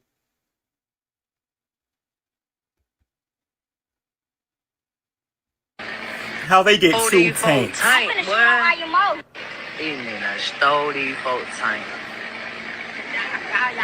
I want to know how this happened. Like, what went wrong? A series of things had to have gone wrong. I'm guessing maybe they were just out driving their tanks around the city.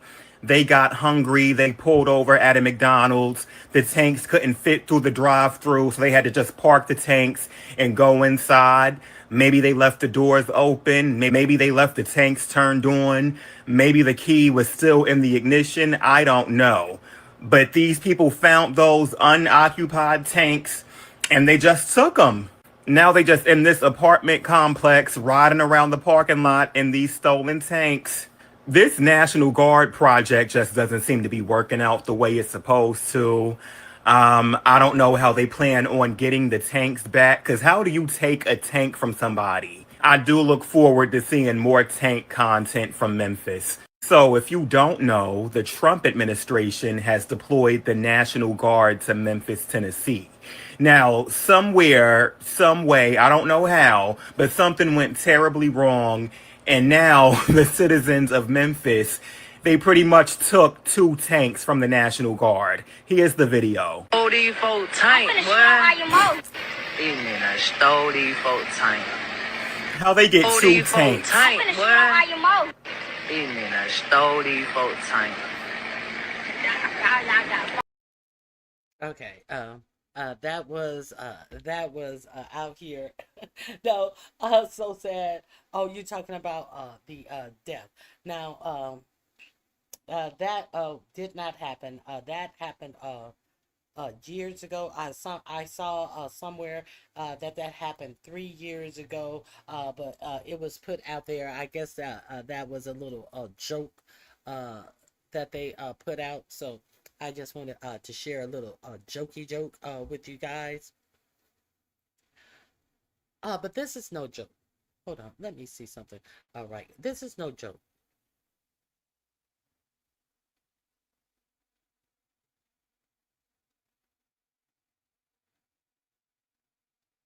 Now, thank you, the person who sent me this about Jimmy Kimmel. I just received something about Jimmy Kimmel. If you are unaware, let's go to this.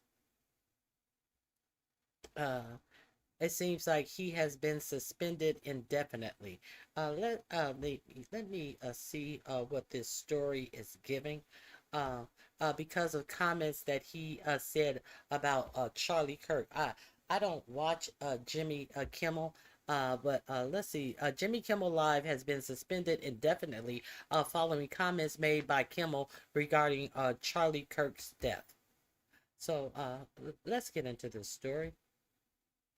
ABC News is reporting. My condolences on the loss of your friend Charlie Kirk. May I ask, sir, personally, how are you holding up over the last day and a half, sir? I think very good. And by the way, right there, you see all the trucks? They just started construction of the new ballroom for the White House, which is something they've been trying to get, as you know, for about 150 years. And it's going to be a beauty. Yes. He's at the 4th stage of grief, construction. Demolition. Construction. This is not how an adult grieves the murder of someone he called a friend. This is how a 4-year-old mourns a goldfish, okay? Okay. And that is what caused him to lose his be suspended from his job indefinitely. If we are we gonna pretend like we didn't already see this by ABC capitulating to 45-47 and paying out, I think it was ABC who paid out that $16 million settlement because George Stephanopoulos, what is this, Stephanopoulos, made a mistake and said that he was found guilty of the R word instead of the SA words, and even the judge who sat over the case allegedly said that there was virtually no difference. However, when Stephanopoulos came out there and said the R word, I think it was CBS. Oh, I think it was, I don't know. He was sued for, he sued them for, I don't know, some egregious amount of money, and they settled the case out of court. So this is a part of our media being dishonest with us. Our media is totally under 47 control. So therefore, it has lost all of its independence, in my opinion, and you will continue to see propaganda propped up, stories not fully fleshed out, questions that need to be asked, not asked, and the abnormal is about to come normal because if you are getting your media from for-profit media, understand they're only doing these shows for profit. They are not giving them to doing shows to enlighten you, to give you real information that you can use. So please understand that we are in a perilous time. Isn't that what happened in Germany with all the propaganda media? Is not that what's going on in Turkey? Is that not what's going on in Turkey? I mean, and not Turkey, in Russia. Is that not, don't they have state-sponsored media in Russia? Okay. So we have, it appears that our media is state-sponsored and approved or disapproved. So, yeah. Now, I wanted to talk about, what did I want to talk about?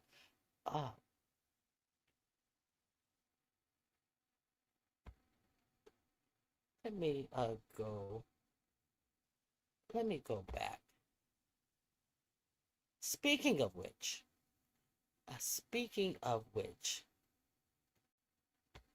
if you guys were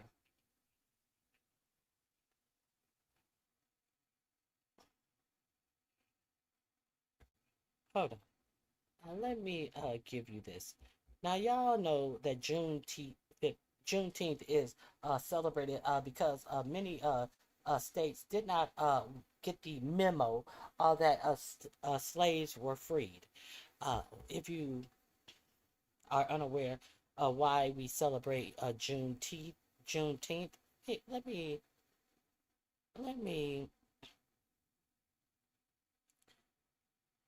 An officer was shot and 3 people were killed in a shooting in Pennsylvania. I wonder if that's because of the loony left. You know, hey, we blame everything on the left now. So let me share with you this. There has been a resolution put forth in Florida.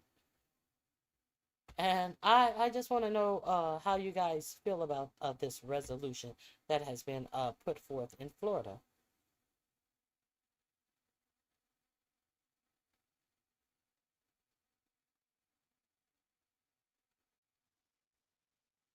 Here we go. Republicans introduced resolution to create a Kirk Remembrance Day as one congressman calls Kirk the 13th disciple. Are you guys aware of this? Are you guys aware that Jimmy Kimmel just got indefinitely suspended from his job? At the same time, the Republicans introduced a resolution to create a Kirk Remembrance Day as one of the congressmen calls Kirk the 13th disciple. Were you guys aware of this? Let's get into this story. Charlie Kirk Remembrance Day, and Troy Nehls, one Republican congressman, compared Charlie Kirk to the 13th disciple, saying today on Capitol Hill that if Charlie Kirk were alive during biblical times, he would be the 13th disciple. That is a real statement from Troy Nehls, a Texas congressman. Now, meanwhile, Rick Scott, a Florida senator, and Jimmy Patronis, a congressman, a representative from Florida, has introduced a resolution that would move to designate October 14th, Charlie Kirk's birthday, as a remembrance day for the late conservative activist, for a national remembrance for Charlie Kirk Day. This comes as other resolutions have been introduced to have Charlie Kirk lie in state in the Capitol Rotunda and even build a statue inside the United States Capitol for Kirk. A number of co-sponsors on legislation have already been signed onto. Spread the word so more people know. I'll do a full breakdown on my Substack, linked in bio. Subscribe for free. Follow along for all the news you need to know about. More to come soon. We have some news right now. Republicans are proposing a National Charlie Kirk Remembrance Day, and Troy Nehls, one Republican congressman, compared Charlie Kirk to the 13th disciple, saying today. Okay, why did I tell you anything about that? Why did I even bring up Juneteenth? and telling you what a crock of BS. Why did I bring up anything about Juneteenth? Why is our highest branches of government celebrating this person so much? Why are they shoving this person down our throats so much? Let me show you this. If you don't remember this, I played this for you before. Let's get into this.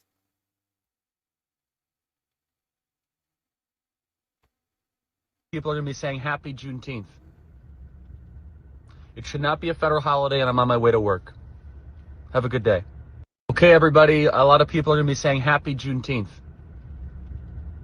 It should not be a federal holiday, and I'm on my way to work. Have a good day. Okay, everybody, a lot of people are going to be saying Happy Juneteenth. It should not be a federal holiday, and I'm on my way to work. Have a good day. Okay, everybody. Okay, so this is the this is the hero on the right. This is the hero on the right, where they want to go to war with black people because black people didn't do anything, didn't have anything to do with it. No, this is an opportunity for them to make excuses and to do all of the things that they wanted to do anyway. So there we got it. Any question? Any question? Hey, Very Carey, good to see you. Now, a mainstream media has always been dishonest, in my opinion. Here. And you just didn't know how dishonest they were. Now, let me get back to some other things that I wanted to talk about today. I think I've gotten to hanging. The UN has reported that they're officially reported that Israel is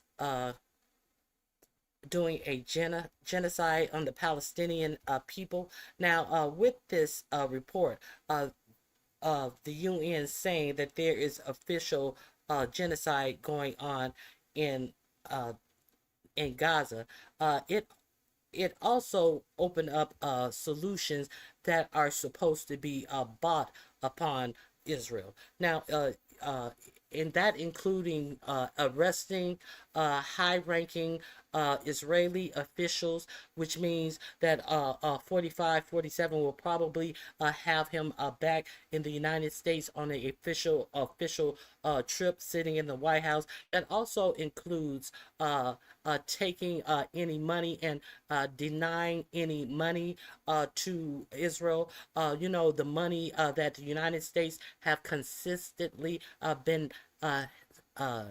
giving Israel, while telling you that you don't need any health care, while Israel, every Israeli has universal health care, while they're cutting you off of your health care for the poorest of the poor. They are continuing to send Israel billions of dollars a year. So let's get into this story, and let's talk about it. I have been updating you on what was going on in Palestine so many times. I have shown you the plan that they have. What do they call it? I forget what they call it. The plan that they have for Gaza, which includes 45, 47's tourist zones for rich tourists. UN inquiry concludes top Israeli officials incited genocide in Gaza. Now, here is the story. As everybody sat by and watched, and most of your for-profit media wouldn't even cover this story. It has been reported that is one of the main reasons why Joy Reid's show was canceled, because she would report upon what was going on in Palestine too frequently. Now you can go over and watch Joy Reid. Whose show was she on? She was on Kyle Kalinske and Crystal Ball. Breaking Points. She was over there at Breaking Points, and she did a interview. It was a 2-part interview. I only saw the first part, but then I saw a second part come out, which said, Joy tells the whole story, and I think it was about leaving MSNBC. There was a period of time that she has to go without discussing her separation from the company. And I don't know if the time is up. We may go try to find that since I haven't. I'm just telling you where to find it. Breaking Points, the one with Kyle and his assistant. I don't know if she's his wife, his girlfriend, Crystal Ball. Okay. A United Nations Commission of Inquiry concluded on Tuesday that Israel has committed genocide in Gaza, and that the top Israeli official, including Prime Minister Benjamin Netanyahu, incited these accusations that Israel called scandalous. Israel called these accusations the shit that we have seen with our eyes, and Israel has the nerve to call it scandalous. The UN report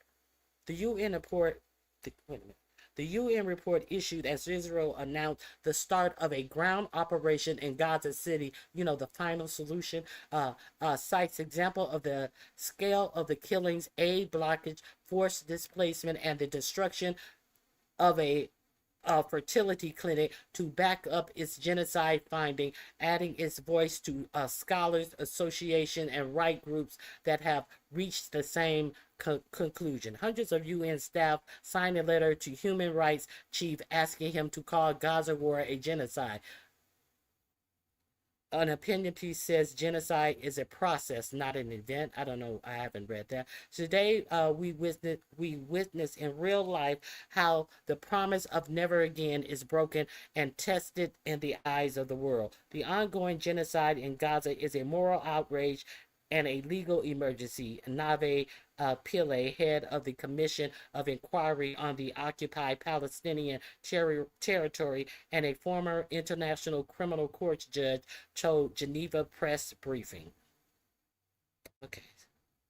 The responsibility for these atrocities, crimes, lies with Israel authorities at the highest echelons who have orchestrated a genocidal campaign for almost 2 years now with a specific intent to destroy the Palestinian group in Gaza. Israeli President Isaac Herzog, who was also named in the report, condemns its finding, which he said misrepresented his words. It don't misrepresent what's going on in fuck your words. It doesn't misrepresent what we all see is going on in Gaza. It doesn't misrepresent what we see. While Israeli defends its people and seeks the return of hostages, this morally bankrupt commission obsesses over blaming the Jewish state, whitewashing Hamas atrocities, and turning victims of one of the worst massacres of modern times into the accused, he said. Okay. That's what you say. That's all you got to say. Okay. A team of experts commissioned by the UN's Human Rights Council concluded that Israel is committing genocide in Gaza. The Associated Press, Israel ambassador to the UN in Geneva, Daniel Miron, called the report scandalous and fake, saying it had been authorized by Hamas proxies. Oh, okay. Hamas did it. Okay. Israel categorically rejects the libelous rant published today by this commission of inquiry. Mr. Marone told journalists Israel accuses the commission of having a political agenda against Israel and diverging from its mandate and declined to cooperate with it. Asked to respond, Israel comments, Ms. Philae said, I wish they would tell us where we went wrong on these facts or just cooperate with us. The Commission's 72-page legal analysis in the strongest UN finding to date, but the body is independent and does not officially speak for the United Nations. The UN has not yet used the term genocide, but this is under increased pressure to do it. Now, I think this is an older article. Because it just said that they have used the word genocide. Okay.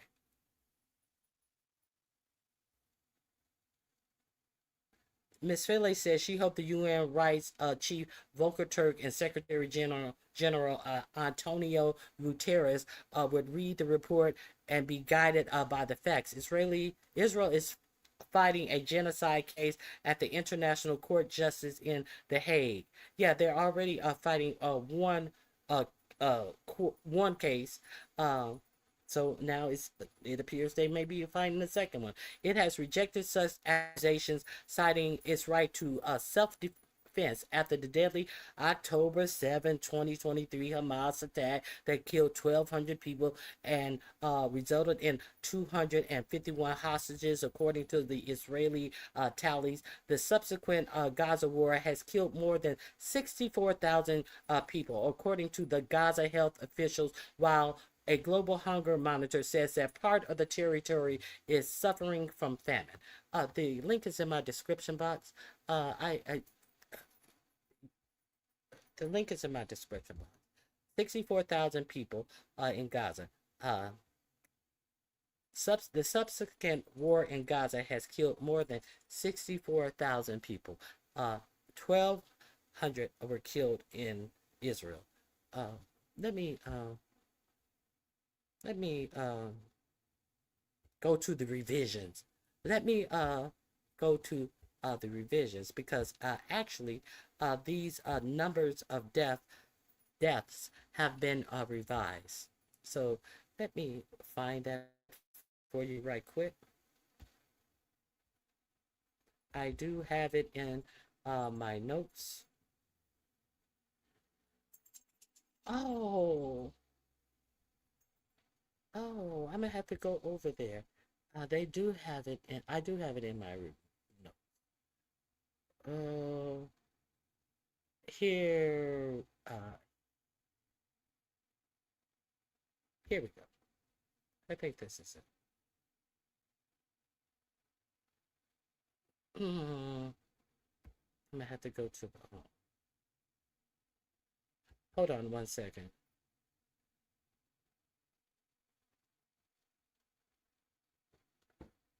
Hold on. I think I saved the wrong page. Hold on.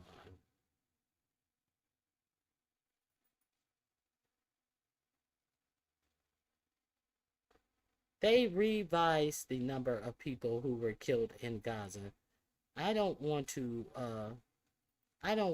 say the wrong number by mistake. You see that first article said that it was 64,000 or so people, and it has been revised to almost 1 million people, if I remember correctly. I want to actually find it.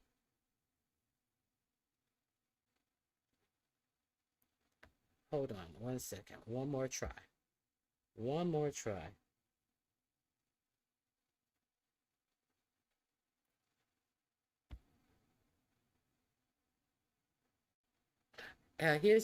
Here are the revisions. Let me show you the revision. 64,000 deaths in Gaza has been revised.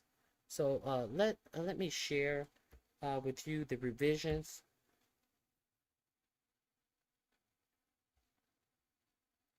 Here we go. Gaza genocide death toll revised, now over 680,000, including almost 500,000 children. These are the revisions of the deaths in Gaza. Let me enlarge this for you. Why is this important? Why is this important? because it's a genocide. That's why it's important. It's a genocide that has been ignored. That's why it's important. Why is it is important? Because the United States of America finance Israel and also gave them weapons to do what has been being done in Gaza. And you don't think that we have dirt on our hands, as most of the world is not even fucking with the United States because of the bullshit that has been going on with trade in the United States, with the self-serving of 45, 47 enriching himself in this administration, and the hell with whatever else is going on in the world. That's why it's important. A Swatbach has previously reported the death toll in Gaza from Israelis' genocidal war on civilian has far exceeded media reports for the best part of 2 years, around 450,000 by this summer, and almost all of them civilians, according to the Israeli media's own data. Not the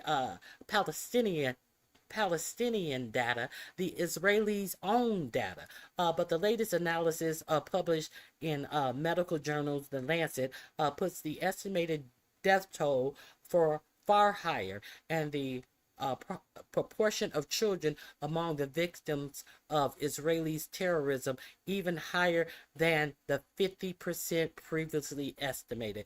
Israel genocidal campaign sees Gaza death toll increase amid Israel wholesale destruction of Gaza. As many as 120,000 bodies remained unrecovered and therefore not included in the official death figures. But the impact of starvation and disease after months of Israeli blockade on food and even basic medicines has now overtaken the toll of those murdered violently by the occupation. A study by The Lancet, based on the slaughter of the first 9 months of Israel imposed Gaza massacre, found that the total number of violent deaths by April 2025, almost 5 months ago, was at 136,000. The Lancet also estimated at least 4 indirect deaths from the starvation, disease, and other causes linked to the genocide, but not directly caused by violence. For every violent death, even using that conservative figure, the 136,000 violent deaths by April mean that 544,000 Palestinian deaths from the imposed deprivation. Okay. This means that Gaza death tolls from Israeli genocide so far would be a staggering 680,000 deaths by April 2025 this year, and much higher now, after 5 more months of mass murder and starvation. A lawyer, Ali Jamal Awad, noted the study also puts the number of babies and children murdered at a far higher proportion of the total than the 50% estimated previously. On September 3rd, 2025, Dr. Gideon Polya and Professor Richard Heil, I think it's Heil or Heil calculated the total death for Gaza since October 7th. My figures are my fingers are shaking as I am writing this. Based upon all the data collected, and the death toll in Gaza is at least 680,000. But even worse, 380,000 are infants under 5 years of age, 99,000 children 5 or older, 63,000 women, and 138,000 men. So, Israel launched its genocide in Gaza on a claim that the Palestinian fighters had beheaded babies and baked them in ovens on October 7th. None of that was true, but the terror state has committed a slaughter of infants and children on a scale that Swatbach's wishes were unimaginable, and a scale higher by a factor that more than 10 of the 63,000. that the BBC and other UK media persist in using in a horrific enough number, but one that doesn't even come close to reality. So there you got it. I don't know how you guys feel about that. I have been giving you the information about that, and this is what our government has time to put money to. Now, let me see if you guys. Hey, Regina, how are you? It is good to see you. So that is what your tax dollar is going towards. Now, let's get into selling your data is a trip. Why is selling your data a trip? Let's get into selling your data is a trip. If you don't know, we do know that all these AI and all of these big tech companies is insistent on having all of your data, and all that the government have not given them. They are going to places like this to get your data. Airlines sell 5 billion plane ticket records to the government for warrantless searches. This is on Media 404. This is where I got the story from. This article is primarily reported using public record requests. We are making it available to all readers as a public service. FOIA reporting can be expensive. Please consider I ain't reading no commercials. I ain't reading no commercials. A data broker owned by the country's major airlines, including American, United, and Delta, is selling access to 5 billion plane ticketing records to the government for warrantless searches and monitoring of people's movement, including by the FBI, the Secret Service agency, according to a new contract and other records reviewed by 404 Media. The contract provides new insights into the scale of the sale of passengers' data by the American Reporting Corporation, ARC, the airline's own data broker. The contract shows that ARC data includes information related to more than 270 carriers and is sourced through more than 12,800 travel agencies. ARC has previously told the government to not reveal to the public where this passenger data came from, which includes people's names, full flight itineraries, and financial details. Americans' privacy rights shouldn't depend upon whether they bought their tickets directly from the airline or via a travel agency. ARC sales of data to U.S. government agencies is yet another example why Congress needs to close the data broker loophole by passing my bipartisan bill. The Fourth Amendment is not for sale Act, Senator Ron Wyden told 404 Media in a statement. ARC is owned and operated by at least 8 major U.S. airlines. Publicly released documents show its board of directors include representatives from American, Delta, Southwest, Alaska, JetBlue, European Airlines, Air France, Lufthansa, and the Canadian and Canada's Air Canada. ARC acts as a bridge between airlines and travel agency, in which it keeps up with fraud prevention and finds trends in travel data. ARC also sells passenger data to the government as part of what's called a travel intelligence program. TIP is updated every day with the previous day's ticket sales and can show a person paid intent to travel. They know where you're going. Why do you think that they said that Palantir can predict where you're going? They're not predicting. They're going through your data. They can predict that you're going out of town on the 16th of September at 5:45 p.m. on a Delta flight. That's not a prediction. That's stealing your data to know where you are. Okay. Government agency can then search the data by the name, credit card, airline, and more. Yes, they have your credit card information as well. The new contract shows that ARC has access to much more than previously reported. Earlier coverage found that TIP contained more than 1 billion records spanning more than 3 years of past and future travel.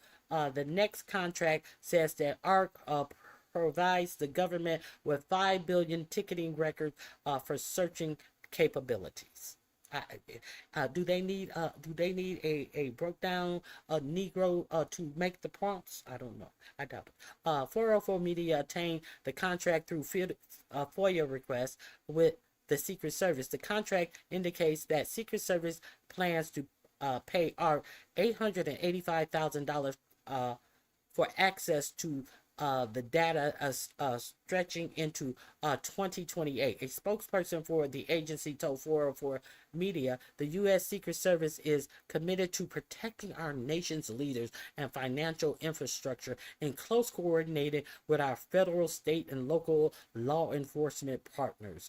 Isn't everything that infringes upon your rights is cloaked in we are trying to protect our citizens and all? Isn't everything cloaked in this speech? This and in coordination with federal, state, and local law enforcement partners. Isn't that how they cloak everything? To safeguard the integrity of our work, we do not discuss the tools used to conduct our operations. The Secret Service did not answer any questions on whether it seeks a warrant, subpoena, or court orders to search ARC data. No, well, if they didn't if they didn't answer it, if they did, they would have easily answered it yes. So that kind of makes me think they don't. Media has filed, 404 Media has filed a FOIA request with a wide range of agencies that public procurement records show have purchased ARC data. That includes ICE, CBC, ATF, SEC, TSA, the State Department with the U.S. Marshal, and the IRS. A court records reviewed by 404 Media shows the FBI has asked ARC to search its database for specific persons as part of a drug investigation. The ATF told 404 Media in a statement that ATF uses ARC data for criminal and investigative purposes related to firearms, trafficking, and other investigations. With ATF purview, ATF follows DOJ policy and appropriate legal process to obtain and search the data. Access to the system is limited to a very small group within the ATF. Well, it seems like the ATF, since they are doing so much cutting, they only have a very small group. According to that thing that we just heard Pam Bondi try to deny. And all subjects searched within ARC must be part of an active official ATF case/investigation. Okay.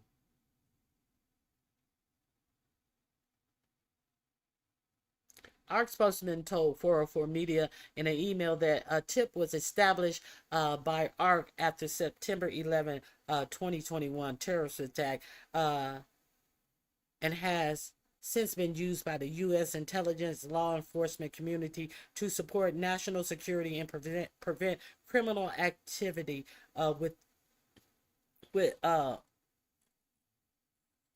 bipartisan support. Over the years, TIP has likely contributed or likely not. Hold on.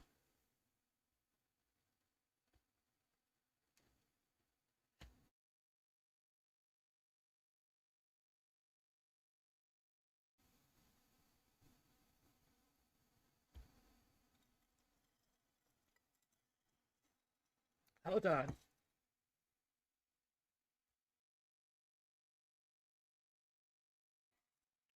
I had to give me some water. Hey, the bushes. It's always good to give you the commentary, Regina M.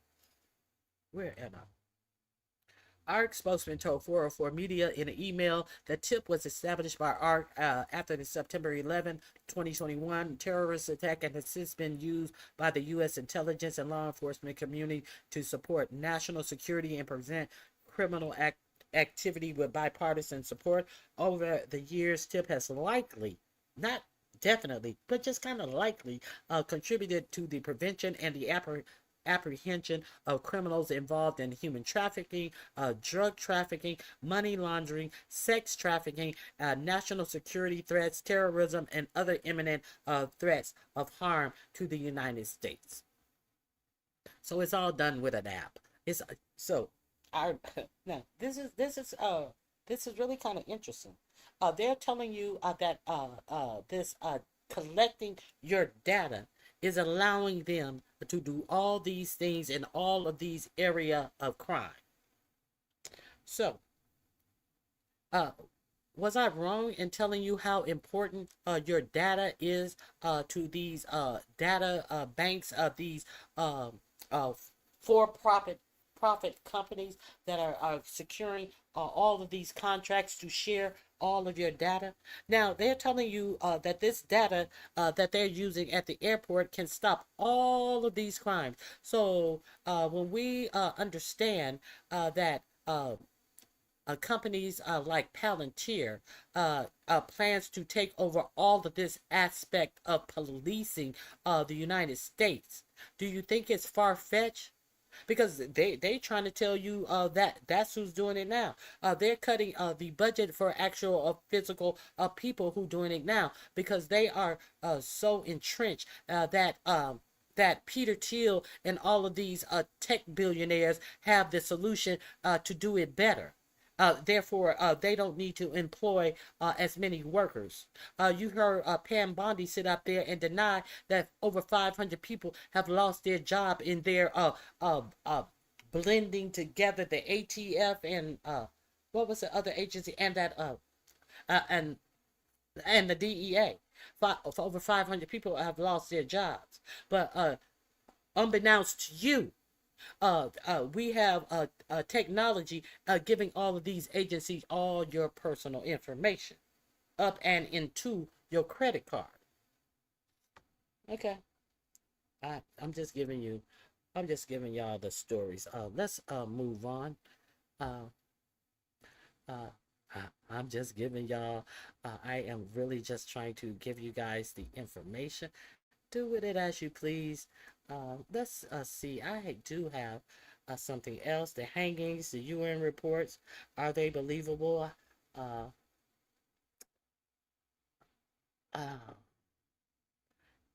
Now, let's talk about the deal brokered in the UAE with 4547. Let's talk about that. If you guys didn't hear about the deal that 4547 brokered in the UE to actually give chips away. Why do you think that 4547's business was given $2 billion? Let's talk about it. Since ain't nobody else talking about it, I found out about it this on the regular news sites that I go to, that I scour, that I prepare my show for. I found this on these sites. I don't have to sit up and make up a lie to try to be fantastic. I just scour the news sites and come across things that are not being talked about in our for-profit media, as 4547 makes a killing. So let's talk about this. Here we go. You guys do remember 45's 47 trip to Saudi Arabia, the where else he went? You guys remember that trip he took a couple of months to the UAE, and all of the deals that he said, and all of the money that he said that he had made off of these trips. So let's check out what exactly went on these trips, shall we? And who came out like a bandit on these trips?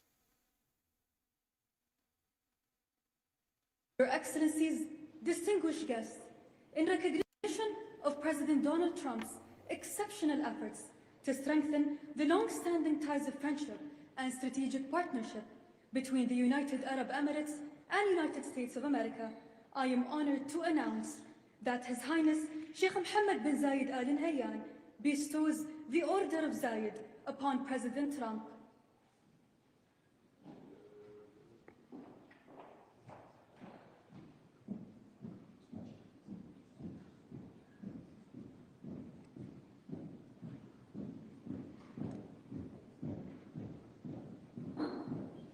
Remember all this pomp and circumstance? The richest man in the UAE.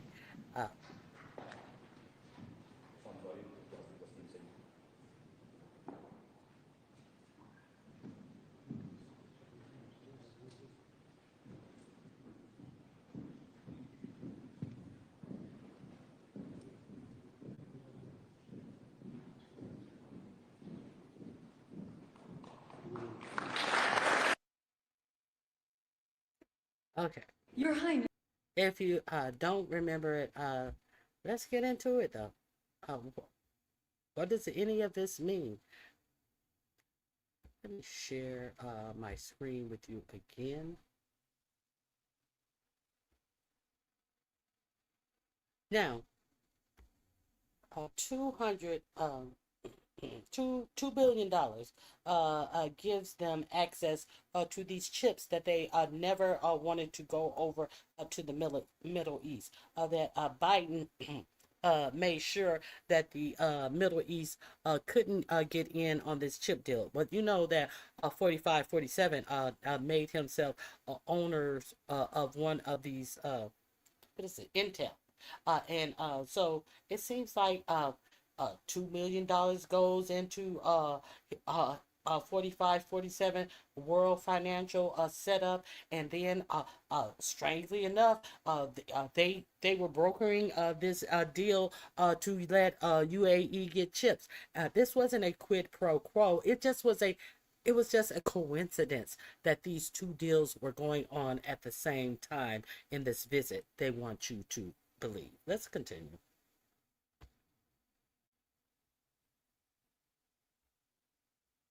And he's the central power behind massive sovereign wealth. He is also a key figure. This is one of the world's richest men, Sheikh Taknoon. He's the national security advisor of the UAE, and he's the central power behind massive sovereign wealth. He is also a key figure in two hugely important business deals involving Trump. The first was to transfer super advanced artificial intelligence chips from the US to the UAE. The second deal centers on a crypto company that has enriched the Trump family. Here's how the deals happened. As early as 2023, Sheikh Taknoon reached out to the Biden administration, hoping to gain access to the crown jewel of American technology, AI computer chips. But national security staff in the Biden administration had serious concerns about the UAE's relationship with China. That's because the UAE and China have a really kind of tight relationship going back a long time. The worry was that handing over this technology could give the Chinese the keys to creating dangerous weapons that might someday be turned against American troops on the battlefield. The UAE and Sheikh Taknoon got a kind of partial deal involving Microsoft. There were all sorts of restrictions built into that deal. They didn't get the sort of unfettered access to these advanced chips that they were really looking for. Then came 2024. The Trump family announced that they were creating a crypto company called World Liberty Financial. President Trump founded the company alongside Steve Witkoff, who's now the White House envoy to the Middle East. But the guy who runs the company day-to-day now is Zach Witkoff. That's Steve Witkoff's son. Within a few weeks, Trump was elected president, and World Liberty was suddenly one of the hottest crypto companies in the world. In May, Zach Witkoff made a pretty monumental announcement. One of Sheikh Taknoon's investment firms would be conducting a $2 billion transaction using a cryptocurrency developed by World Liberty Financial. The Trumps and Witkoff's company would financially benefit from the transaction to the tune of tens of millions of dollars a year. A couple weeks later, the Trump administration reached a tentative agreement with the United Arab Emirates to export a huge number of these super advanced artificial intelligence chips. Trump actually visited the UAE in May to kind of mark that moment alongside Sheikh Tahnoon. The White House maintains that there was no connection between these two deals, and there's no evidence of a kind of direct quid pro quo exchange, but the effects of the deals are clear. The Trumps and Witkoffs stand to make a lot of money, and the UAE now has a chance to gain a foothold in the age of artificial intelligence. This is one of the world's richest men, Sheikh Tahnoon. Okay, and why is this important? Also, now, you can take it how you get it. But there are reports that Vladimir Putin has just exposed how 45-47. I have told you all about how it is expected that this world financial will become the new stable coin in the United States.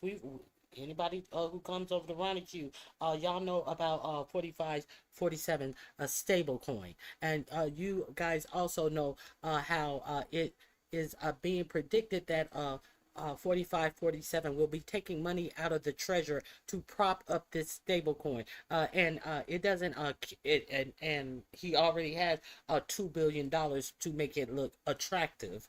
Okay, so it doesn't matter who loses out on this stable coin. Say if this stable coin goes off and makes money for a year or two, it doesn't matter, because 45-47 and Steve Witkoff, son, the Witkoff that they were talking about is Steve Witkoff, the envoy that 45-47 sends everywhere, and including to Qatar, who couldn't make it there on time to let Qatar know that Israel was going to strike it and trying to kill the Hamas people who were trying to settle for peace in Gaza. You remember that story out of just last week, because they don't want no peace in Gaza, and 45-47 is trying to play both sides of the fence as him and Witkoff and their sons get filthy rich. So Russia has come out with this story that allegedly that 45-47 is going to dump all of the nation's debt onto this coin, and how he is going to erase this debt by putting it on his own stable coin. I'm going to let you hear this for yourself.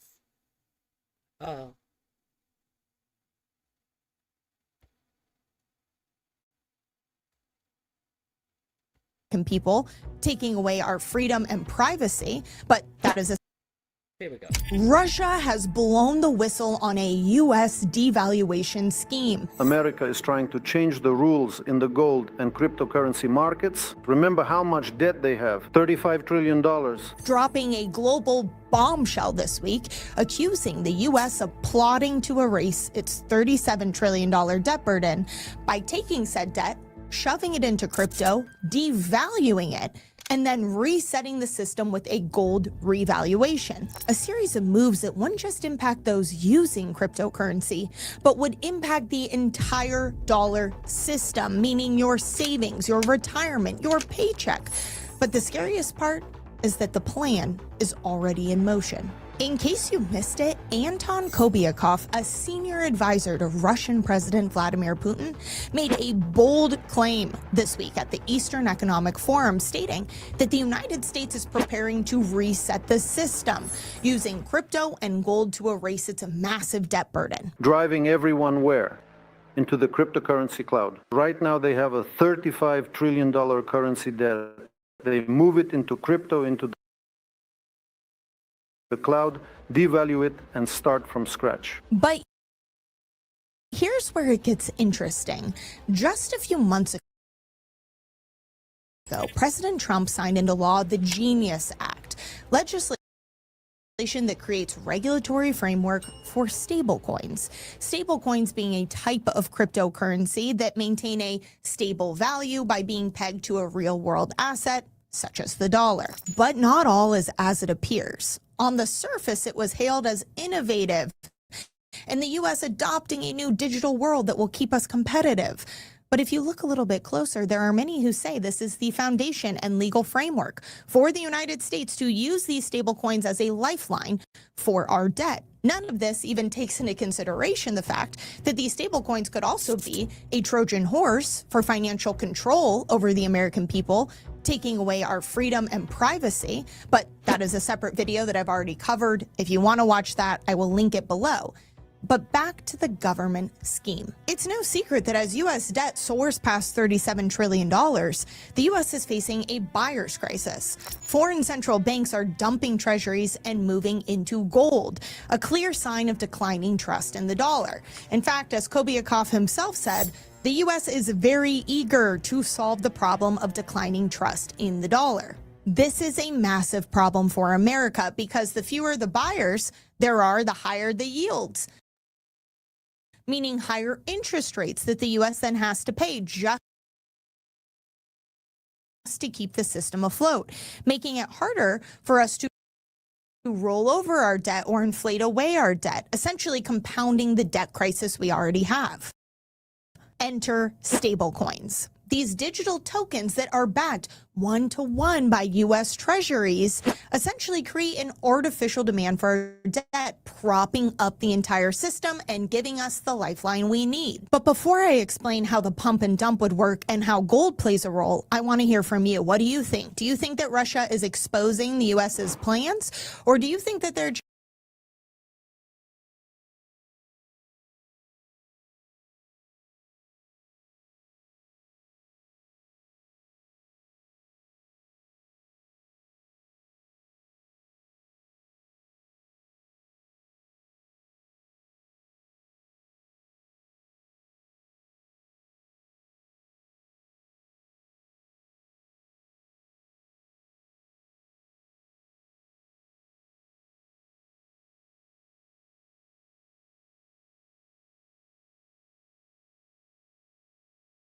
just throwing shade at a declining dollar?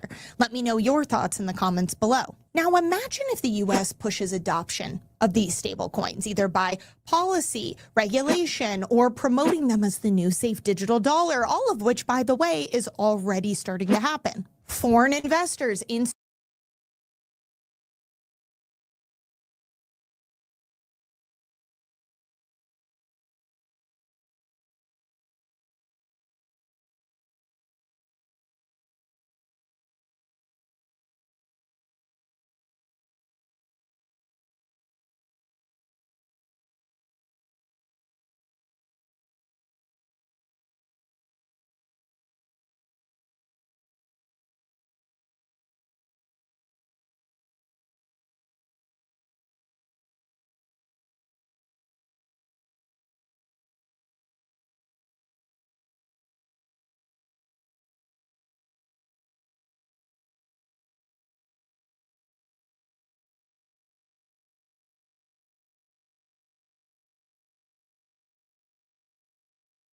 institutions, even retail, would hold these stablecoins in mass, which again are backed one-to-one by U.S. treasuries. So essentially, it would be like a cloud-based treasury market that would be disguised as a payment system. That solves problem one, the demand for our debt. But Kobiakov takes it a step further, claiming that the United States is plotting to weaponize stablecoins.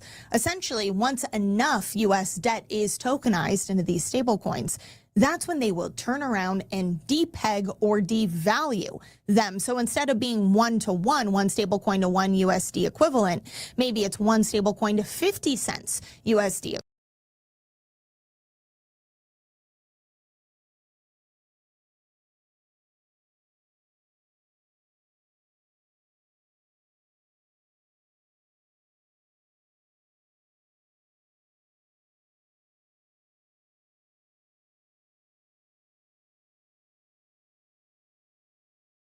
equivalent. All holders would eat the loss, effectively reducing their wealth by 50%, while America would be able to reduce the debt burden significantly without ever having to call it a default. But here's the kicker.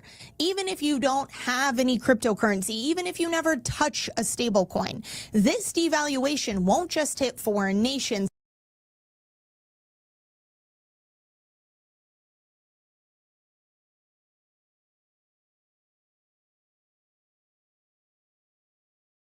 and financial institutions.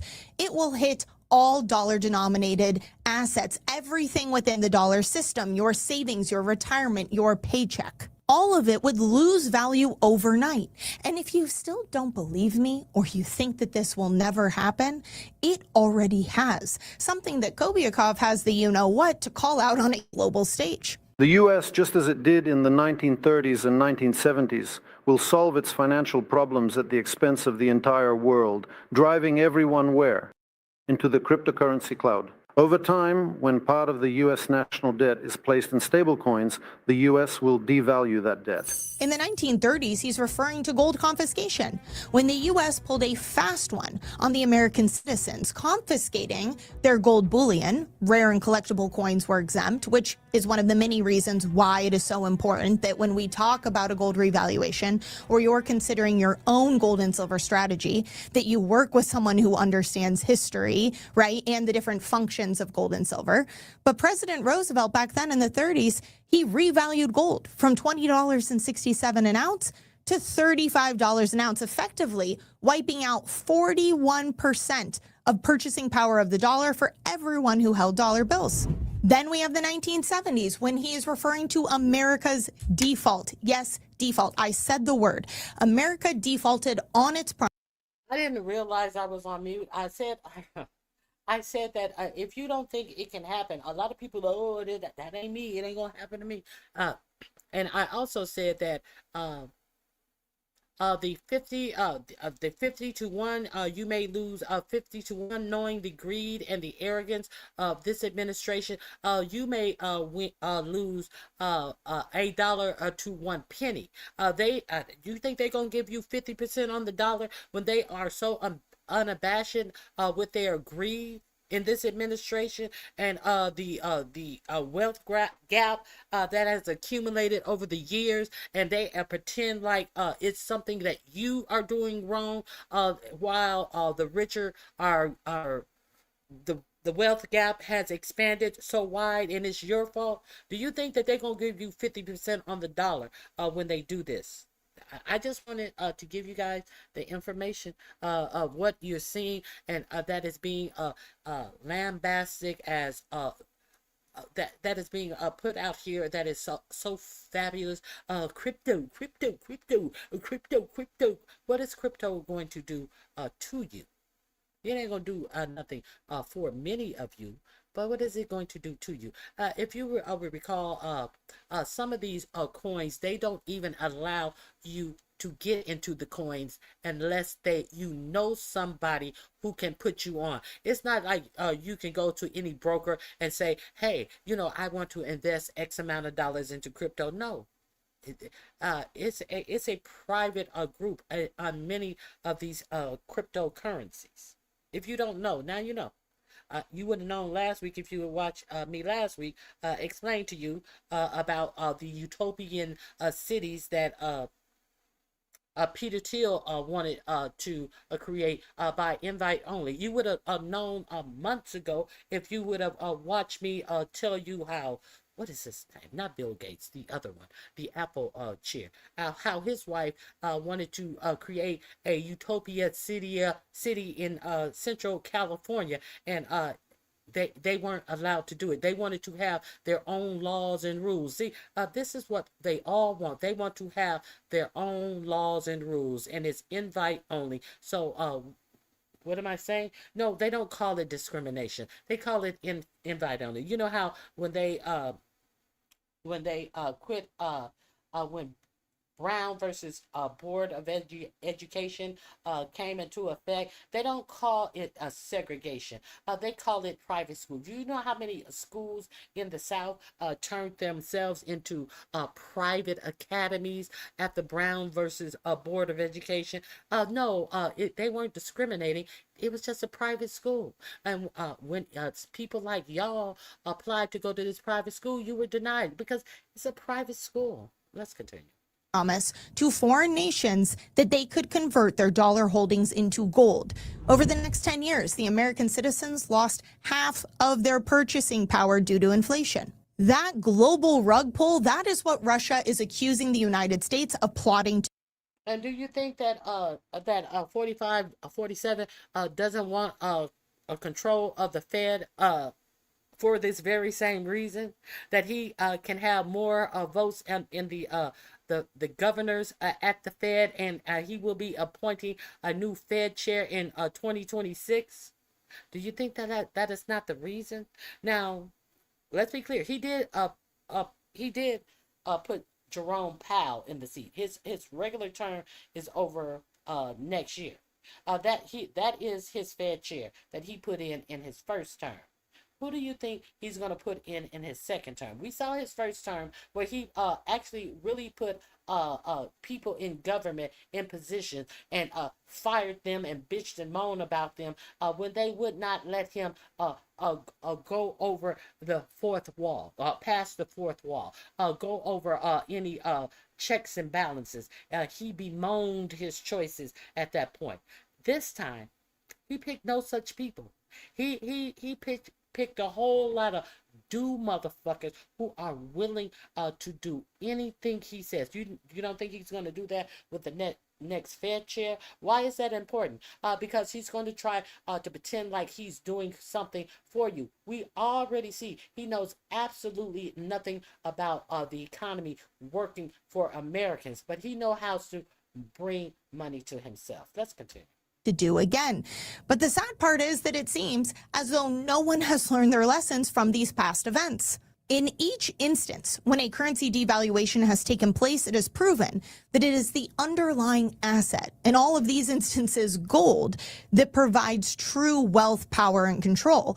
Whereas everyone who has the currency that is pegged to or attached to or promised to or whose value is derived from the underlying asset is leaving themselves completely vulnerable to the country who controls the asset. Which brings us to, as Kobiakov put it, the other alternative segment to the global currency, one being cryptocurrency, one being gold, saying that the United States is trying to rewrite the rules with gold. What does he mean by that? Well, it's no secret that the United States has been considering a gold revaluation. Some might dismiss it as conspiracy, but there have been a number of things this year, starting with Scott Bessent talking about a gold revaluation, monetizing the asset side of the balance sheet. Then we had the Federal Reserve just a month ago come out with a research note on gold revaluations in other nations and how they have used those revaluations to help pay off their debt. We could be looking at a two-pronged approach. See, prong one is offload the debt into stable coins, and then once there's enough of it there, devalue said debt. Prong two is going to be an official gold revaluation, where we would see the price of gold rise to reignite trust and faith into the American system. That is a scenario we could see play out. And if that happens, we would see the price of gold rise tremendously. We're talking tens and tens of thousands of dollars here. But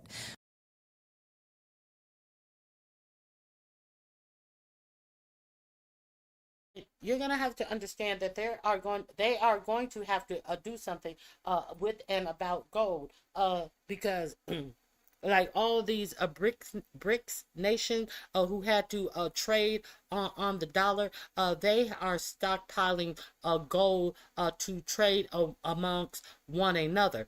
They are not stockpiling dollars. They are stockpiling on gold.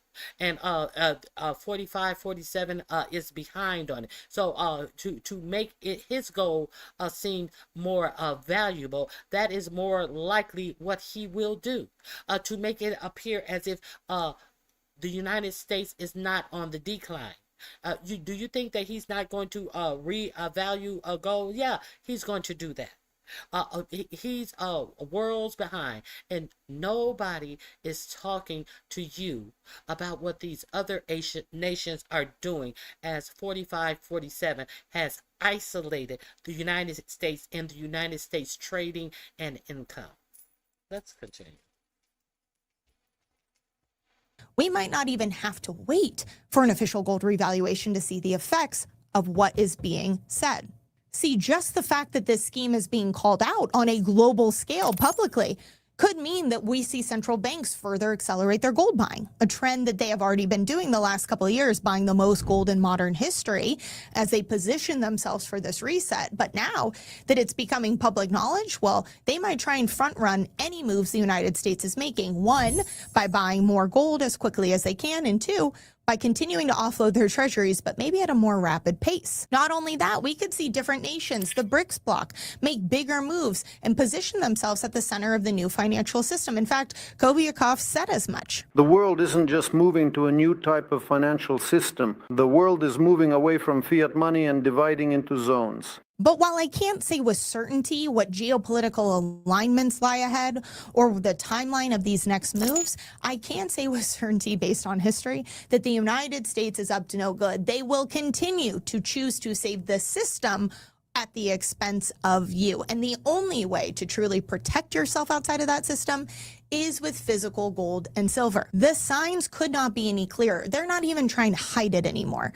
So for anyone out there who's been trying to wrap their head around what's coming next for the dollar and what's coming next for gold, I really hope this helped everyone understand the accelerating reset that we're living through and how you can use gold and silver to not only survive but thrive on the other side of this reset. But this is Okay, so that link is in my description box. I just wanted to share with you this information. I just wanted to share the information. I have been talking about how the BRICS have been stockpiling up on gold ever since I've been talking about the BRICS. Now, I want we know that 4547 illegally deported all those Korean workers who had the skills to do jobs that American workers don't have the skill to do because the United States don't give a fuck about education. We are clear on how far behind our students are in the United States. We are clear on they don't care shit about education as they instead of trying to improve the Department of Education, they have totally shut it down and said the states could handle it. Now, 400 and some employees were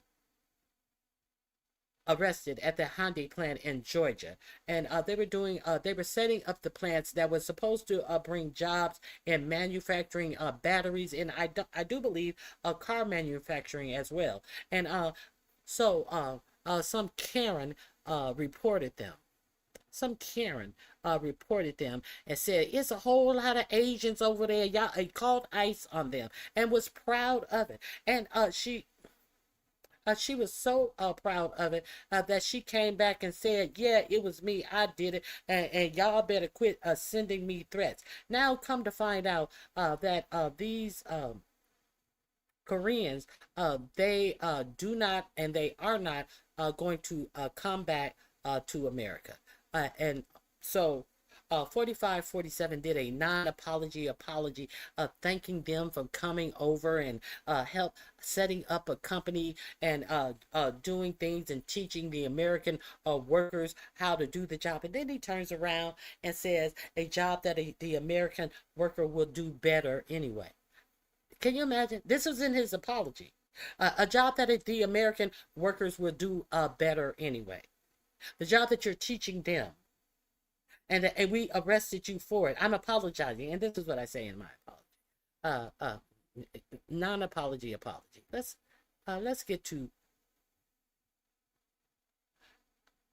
this non-apology apology, and let's get to why Korea is furious with the United States. And you will not believe what the United States. Hold on to your gold, people. Exactly, Regina. And buy you some. You will not believe that 4547 is trying to cut a deal where Korea would give them something about like $350 billion of investment after he's done that to them. So let's go through this one piece at a time. these links are in my description box. The Midas touch. So let's check this out.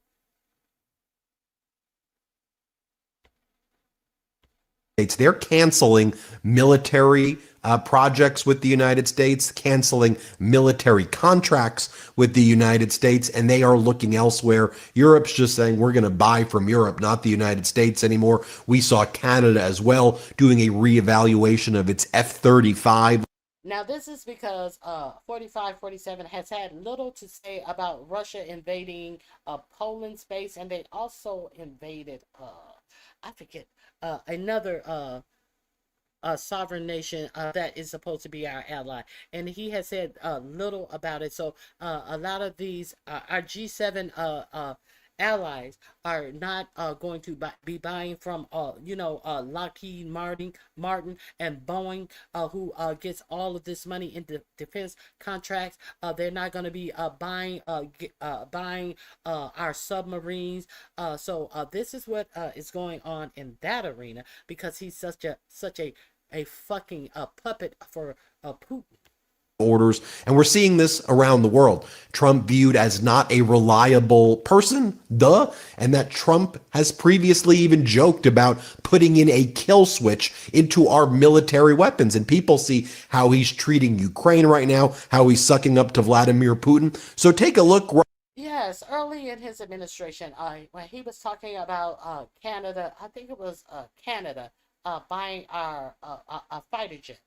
He said, you better be careful. If you don't treat me right, we can put a kill switch or something in there. As in, if we will be able we're going to sell you this plane, but we will be able to have control of this plane. And if you do us wrong, we will switch we will flip the switch off, and the plane will crash with you in it that you bought from us. He said that out loud.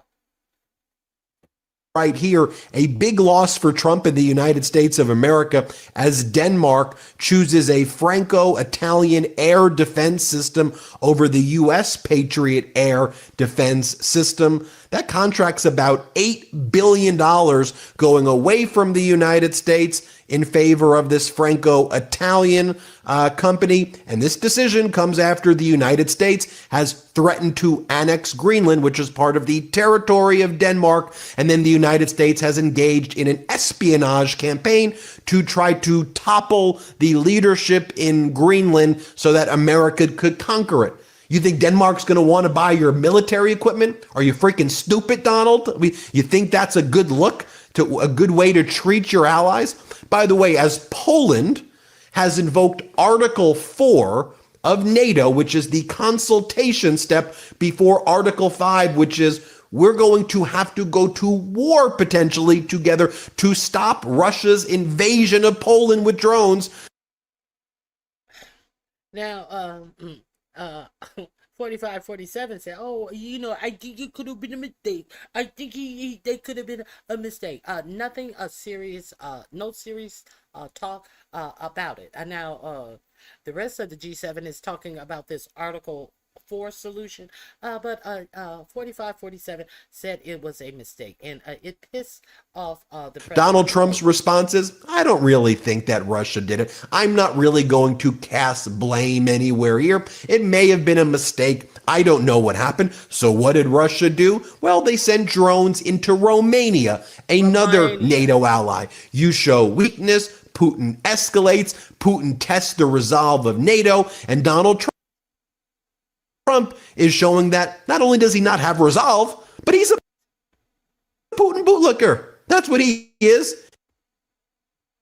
He is a Putin bootlicker, and it is absolutely gross and disgusting. But it's not just losing that contract to Denmark. You also have the United States losing a pivotal contract to Portugal. Portugal picks the French Rafale over America's F-35 for NATO fleet modernization. Portugal buying from France.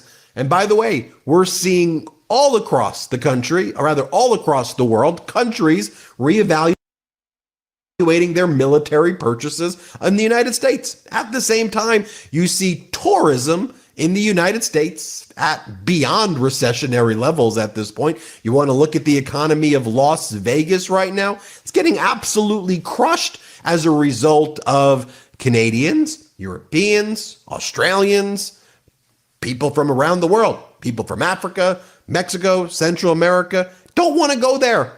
Going to end up in a potentially concentration camp. But by the way, we saw what happened to the South Korean workers who were all here with lawful, valid papers for a $12 billion project at a Hyundai plant. And what did Trump do? He sent ICE agents to round up over 300 South Korean workers, gave South Korea the middle finger, treated the South Korean workers who were trying to train American workers at this Hyundai plant like they were war criminals. And then after Donald Trump's like, hey, you guys want to stay? They're like, we don't want to stay. We're going back to South Korea and we ain't coming back. And by the way, remember when Donald Trump said that he had a trade deal with South Korea? Remember the big announcement, I did a deal with South Korea. There's no trade deal with South Korea at all.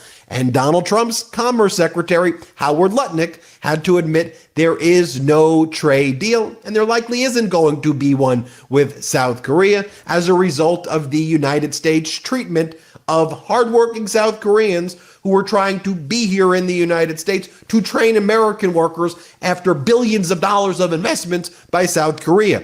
Here's what Howard Lutnick had to say. Play. I cannot, no, we'll see the bullshit. This clip. To the point on Hyundai, so is the Korea trade deal in jeopardy now? Well, the Koreans didn't sign when the president was in, right? The president came in, you remember that? He came to the White House. Notice how we didn't talk about trade? Because he didn't sign the piece of paper. I mean, the devil is in the details always. Well, I think they saw the Japanese now, so there's no flexibility, right? The Japanese signed the contract. The Koreans either accept that deal or pay the tariffs. Black and white. Pay the tariffs or accept the deal. But has the immigration raid led to more tension there about?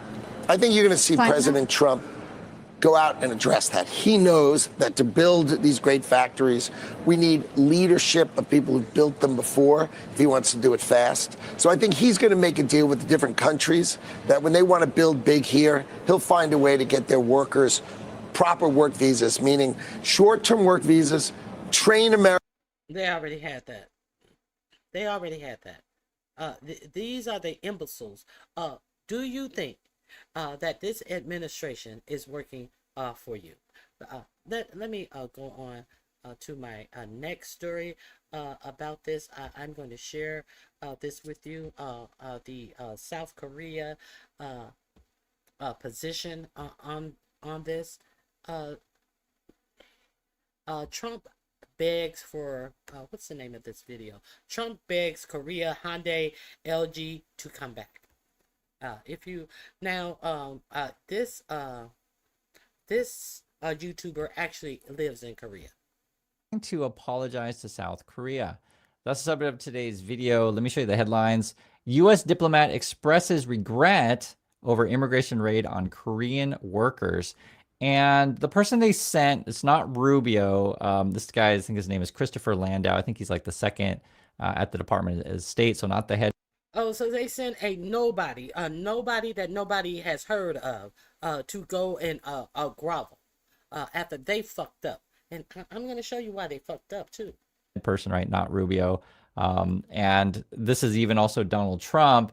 He's even sort of tweeting out just a few minutes ago, is it an apology or not? I mean, you know how Donald Trump speaks. Let me just read the words. This is from Donald Trump regarding the Korean situation, basically.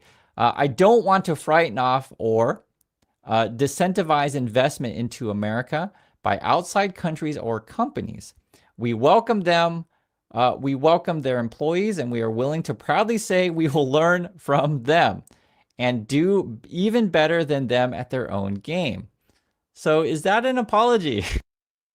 And do better than them at their own game. When foreign companies who are building extreme complex products, machines, and various other things, and things is in is actually in quotes, coming to the United States with massive investments, I want them to bring their people of expertise for a period of time to teach and to train our people how to make these very unique and complex products as as they phase out of our country.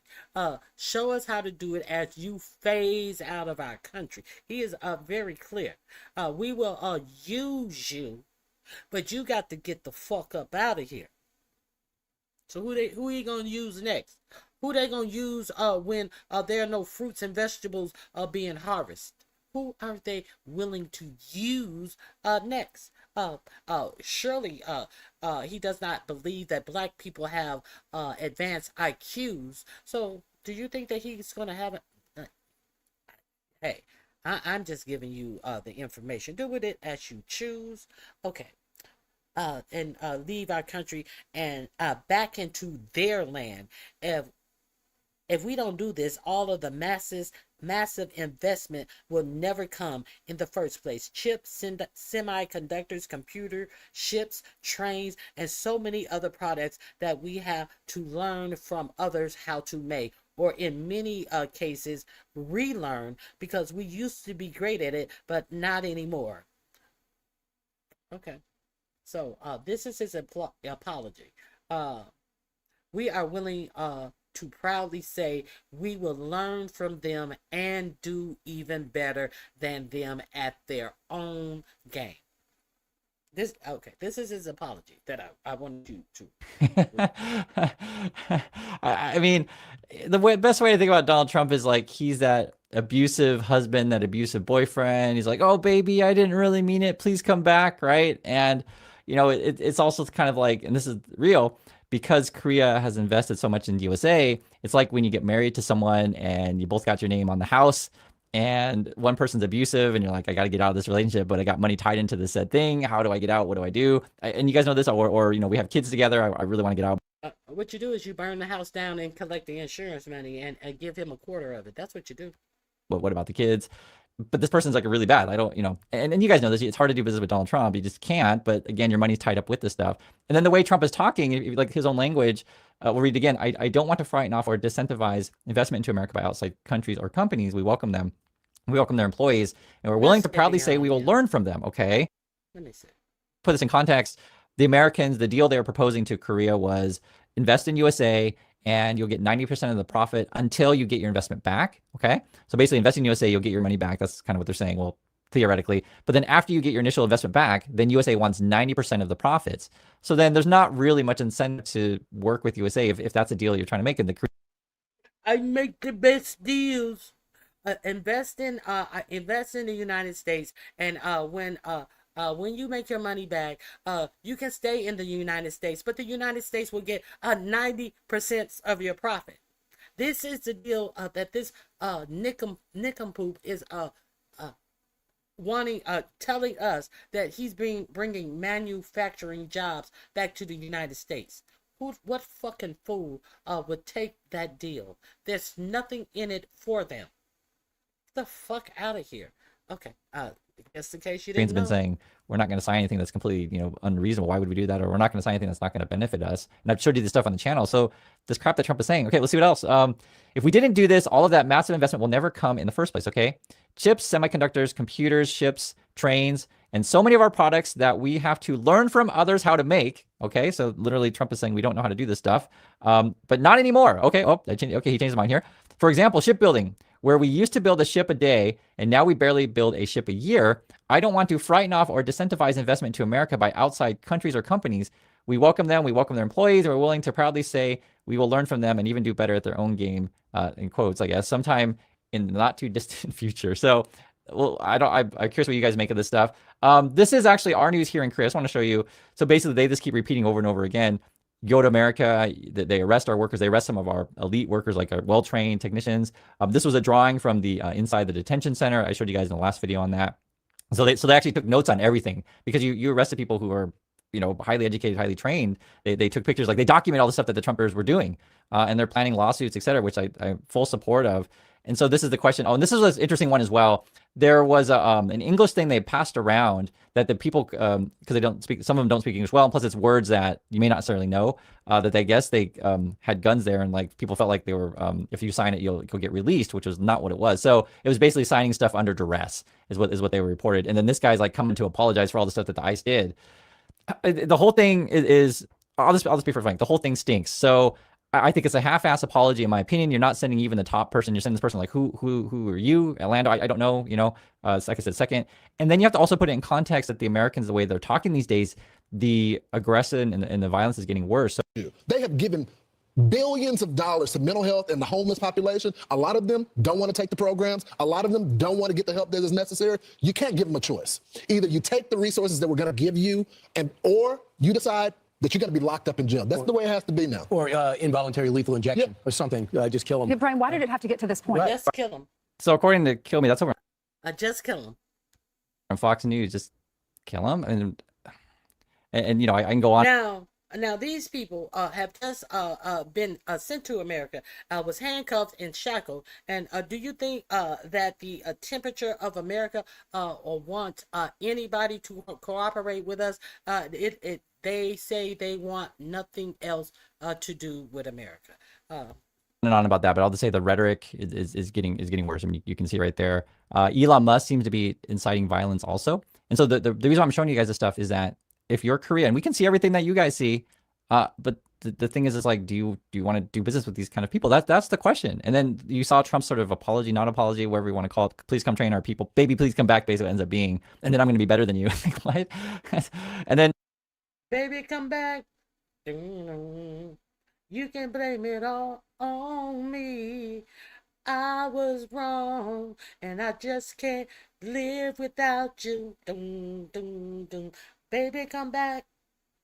Yeah. They ain't coming back. this is Elon Musk actually now. He's talking about the situation in Britain and like violence. Listen. Violence is going to come to you. If you guys didn't know that there was a big right-wing protest in Britain, they said between 100 and 150,000 people showed up. And of course, who else showed up? None other than the non-American born Elon Musk. This is in the heat of all that Charlie Kirk shit that was going on, and Elon Musk is Xing that this is war and the leftists have blood on their hands and all of this shit. He found the time to show up on this big Megatron screen at this a hate rally. They're having a whole lot of upswing of racism in London as well, in Britain as well. They don't want all these Muslims coming over there, and so they had a whole big rally. And look who showed up. You know how he showed up for the right wing candidate who was a racist in Germany, and he put his he supported that candidate and tried to get that candidate to win, but the candidate ultimately lost. Look at where Elon Musk is always showing up.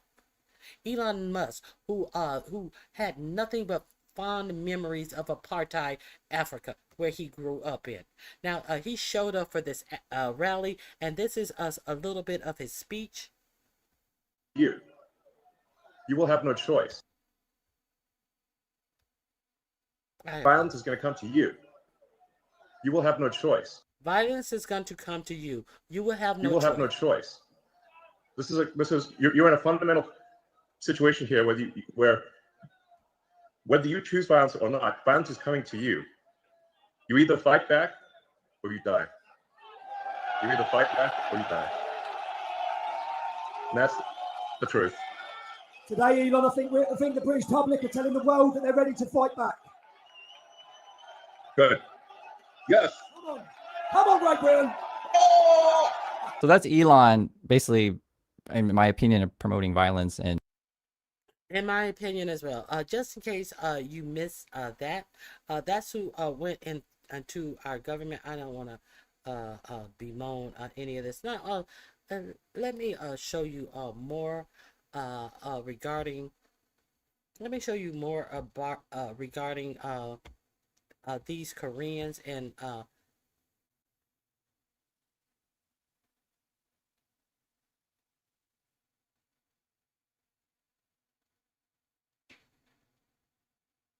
here we go. Now, this is the same YouTuber, MAGA lost Georgia billions at Hyundai LG plant. And who is this Becky sitting up here? This is the Becky who called ICE on the Hyundai plant. And she's actually running for office. Now, Becky, I don't think they have the original post where she was sitting up. Yes, I called ICE and I sat there and I watched them show up and in rural Georgia. I think that they were close to some other state that could have gotten jobs there, but she was proud of herself. So let's see what Karen is saying now about all of the lost jobs. Let's check this out. Hate. If I don't do many of these, clearly you will be blocked if you start with your hate mail. So don't get blocked. I didn't need many of these. You were able to do one quite well when you thought you were doing your big one with calling ICE on people who were supposed to be here instead of minding your motherfucking business like many of you have a problem with doing. You would be blocked if it's any hate mail. Well, what were you doing? Let's continue. Guys, don't start with the hate mail. And if you don't know who this is the MAGA woman who was claiming she called ICE on the Hyundai plant, which cost billions of dollars and thousands of jobs in Georgia and in the country. No, I didn't cost Georgia jobs. Okay. I didn't know about the Korean visas, which I've said time and time again. I did not know about that. That is not what I If I didn't know about it and I do some fucked up shit, I didn't know it was illegal to go in a bank and rob them and take all their money and then to blow them up on my way out. I didn't know that. If I would have known that, I would not have done that. Reported. Deal with it. It'll get fixed. And no, it wasn't creating jobs for Georgians. Yeah, they were going to finish it and hire Georgians. It'll get fixed. And no, it wasn't creating jobs. That is not what I reported. Deal with it. It'll get fixed. And no, it wasn't creating jobs for Georgians. Yeah, they were going to finish it and hire Georgians, whatever. They bring engineers in on an H-1B visa and they offer them. So she said, no, it wasn't going to create jobs for Georgians, and turned around and said, yeah, well, they were going to finish it and hire Georgians. So, bitch, what are you talking about? Dumb bitch. She's running for some public office down in Georgia. If anybody's in Georgia, please put the word out in this rural district of Georgia. She said, deal with it. They can get H-1B visas and come back and continue to build the plant and think another stupid bitch won't call ICE on them and they be in the same situation, humiliated for trying to do jobs that America don't give a fuck about educating their own people to do, to the fact that they got to bring us over here in the first place. And you think I got to deal with this stupid bitch? Let's continue. Cheaper pay than they can offer our American engineers. A cheaper pay than they can offer our American engineers. And they'll keep their jobs and they'll be told, if you don't settle for this amount of pay or this or that, then you'll go back to your country. There are other things going on with people being brought here on a passport that I don't wish to say right now, but I do hope it comes out. And I'm certain some of the emails I've received from very nice South Koreans, people do not want me putting that on the internet. All right, so you can try to figure out what she's saying, please do. But, basically, this actually represents the kind of people that vote for Trump. What she's saying is some people didn't have visas. That's what she's saying. Some people did not have a visa. But they came over here with a passport. That's what that bitch is trying to say. But all of the people, whatever capacity they came over here, it was approved for them to come over here and work at that plant. And now she's trying to say, a lot of people are begging me. They don't want me to put that up there. But okay. No, nobody gives a fuck about you, bitch. Nobody gives a fuck about you. You have been proven to be a dumb bitch. And let's keep it above. They are fucking people over here on H-1Bs visas all the time. If you haven't heard me talking about the H-1B visas where they can undercut American engineers, they don't have enough American engineers, and all of the ones that they have, they should be hired. But this is the system that America is built on. So now you got 45, 47 in here. You got stupid bitches sitting up here calling. You're not calling on Palantir. You're not calling on Meta. You're not calling on these huge billionaire platforms. You're calling on a fucking car company that will, and a battery company that will have jobs for people that are not engineers. Why aren't you calling on the people who have jobs that only create jobs for engineers? You're not calling on that if you give a fuck how much engineers are being paid, bitch, since you want to call. Anyway. And for a lot of us Americans who aren't MAGA, so this is clearly MAGA, but for us Americans who aren't MAGA, it's like being related to that crazy uncle or crazy aunt who says all this, really crazy stuff at the dinner. Meantime. Nice guy who actually talked to them peacefully debating ideas. The millions on the left celebrated and made clear they want all of us dead. Okay. To be honest, I want a peaceful national divorce. Our country is too far gone and too far divided, and it's no longer safe for any of us. And that's why I'm honestly, the distractions 0.9% of us all want the same thing. Here we go. That's after a 3-hour Charlie Kirk vigil thing. If you want to watch all that stuff, you can. So that wasn't very well thought through. They can put them on top of Walmart if they want to. Put them in the parking lot for all I care. But stay away from our farmland. Again, that's how I feel about it. You don't know anything, obviously, since you can't eat. I don't give a how Hyundai, whatever. I don't care how it's pronounced. That's not my priority. I don't drive a Hyundai, and I don't intend to. But I know one thing, our country needs to be respected. And I say that as genuinely as possible. When I have sat and talked to people that are being pushed out of jobs by foreign labor, that are having their farms, that they're having to sell their farms. And that's people right here in our backyard. And that's what I care about. Okay, so she claims she cares about, people losing their farms, like literally that's what she's talking about. And then she cares about people losing their farms, but she's fucking with immigrants. She's fucking with immigrants who are setting up plants to get jobs where these fucking farmers are going to have to go because they are not getting a bailout from the administration who have them in this condition in the first place and whose vice president has acre traders to buy up all of these fucking goofy ass farmers who voted for them to be in office, and they're gonna buy up all their farmland, bitch. The best job they are going to be able to get, these people around me, I'm just worried about them. Was the Hyundai plant, bitch. She claims about jobs and stuff like that, but then she's talking about I never drive a Hyundai. But then again, Hyundai was coming to their town to basically revitalize the city and provide thousands of jobs, and doesn't care about even pronouncing it correctly. Okay, so I don't need anybody in another country talking about how I did something to build up my campaign. I'm an American, and you can want in one hand and crap in the other and see which one weighs more, but you don't get to talk about what I did or didn't do to build up my campaign. Okay. So people were basically saying online that this person's just an attention grabber. They're just trying to, raise some sort of crazy issue. And maybe it appeals to voters there to chase away jobs. I mean, that's why this whole thing is absurd, because remember Trump's was saying, hey guys, I'm going to bring back all your factory jobs. And she's just like, no, I'm going to report the factories. I don't even know. Okay, in the meantime. Kirk Evans, if you want to call this thing. Charlie Kirk. I don't care. It is frustrating because I do agree with some stuff that she says, right? So I do understand. And everything is...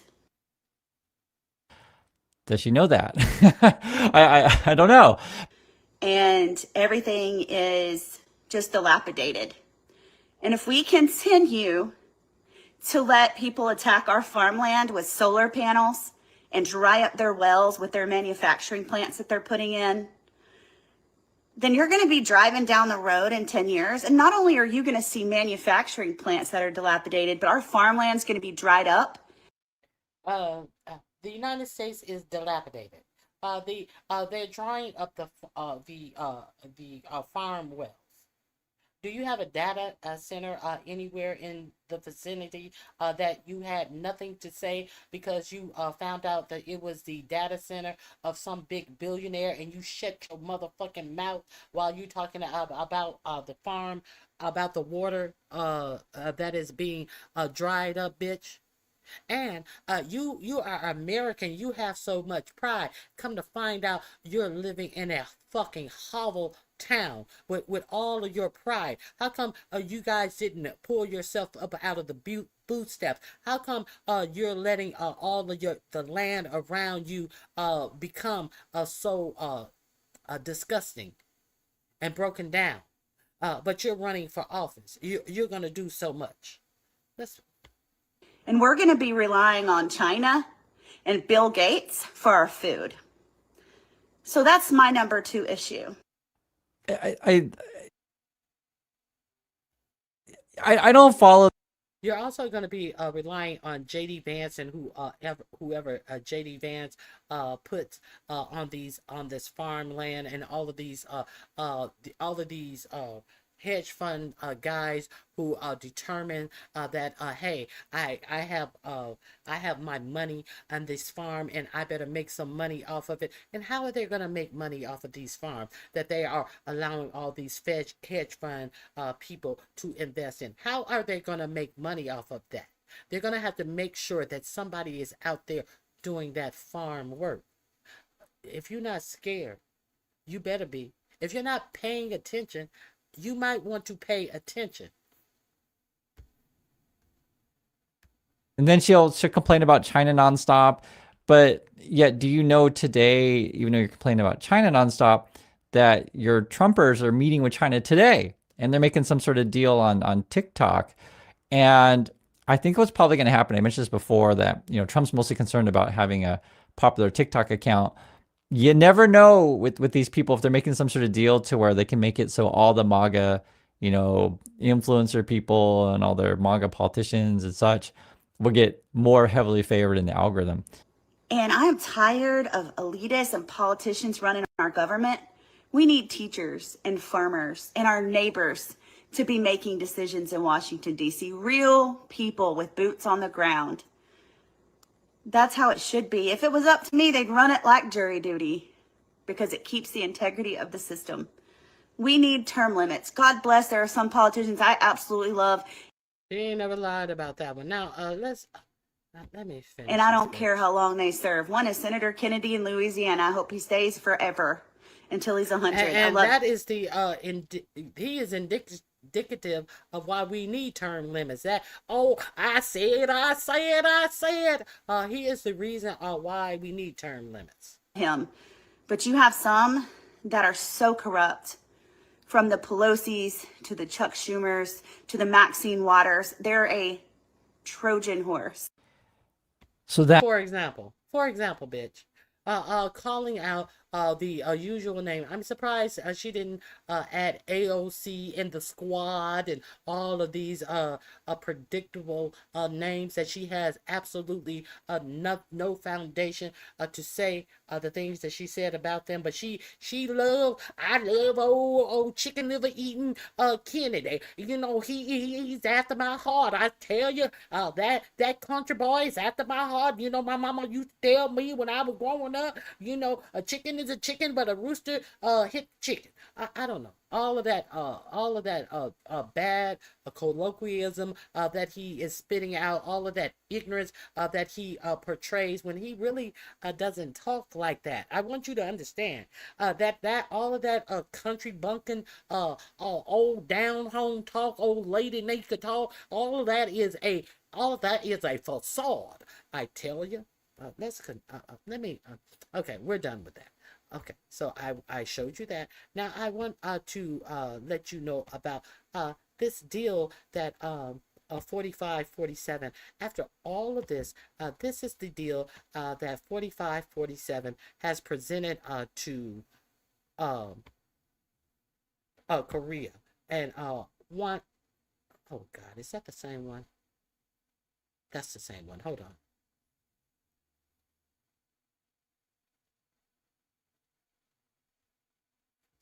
Is this the same one? Oh shit, I think I closed the wrong one.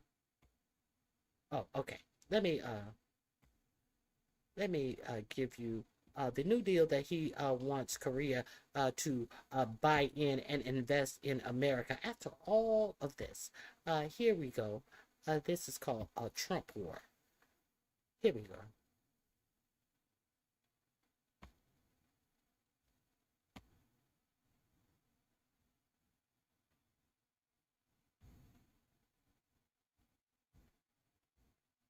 This is where we are with 45. And you can find the details now. I made a video just today. But when jobs are really bad and your policy is failing, plus you got your stupid tariffs, which is hurting everyone, right? Basically, I guess the idea is we start wars abroad. We bring in National Guard various cities at home because it causes as much unrest as possible. And people are all talking about that. And there's a story that's happening here in Korea, which probably will not be on the news in the USA, but it's big news here in Korea. Is basically Trump and Lutnick and the U.S. is trying to extort cash from Korea for real. It's cash, 350 billion. That's what they've been reporting here. I'm just showing you the chart here. It's been all the news, and it's like this really bizarre deal. Never heard anything like this. Like it sounds like a joke because it's so stupid. From my understanding of what the Trump people are proposing to Koreans, or demanding is probably a better word. They're like saying, okay, we're going to pick project to invest in, okay? And after we pick a project to, we'll just say invest, we'll put quotes there, like we're going to pick something that we want you to give us money for. And then you got 45 days to give us the money. We want 350 billion in cash. And no, seriously. And then they've been talking about in Korea, like we barely even have that much money in dollars. They've been talking about currency swaps. And then the Fed's like, well, we can't really hold Korean won as currency. And then this is something I want to bring up as well, because I think, and this is something that I didn't realize until just today when I was reading about the basically extortion that the Americans are trying. See, that is not a new story. That is not a new story. A federal Bitcoin reserve could happen. Trying to do is, this is one of the reasons why they hate Powell so much, because Trump's trying to get Bitcoin and other crypto stuff at the Fed. And then I think what they're going to do is then try to like extort various countries and then have various payments in crypto to this stupid activities, whatever they want to do. That's honestly what I think is going on. I think it's some sort of crazy money laundering thing.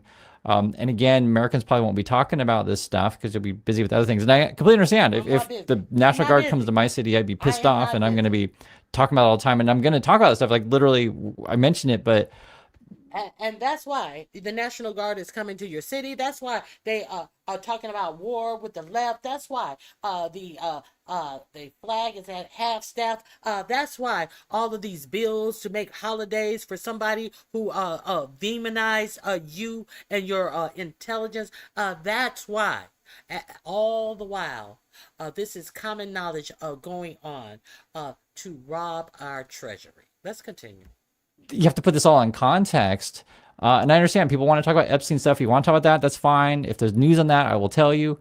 But I just don't think you can ignore $350 billion. I don't think you can ignore Hyundai jobs, these kind of things. And I don't think you can ignore the job market, right? Just going to crap.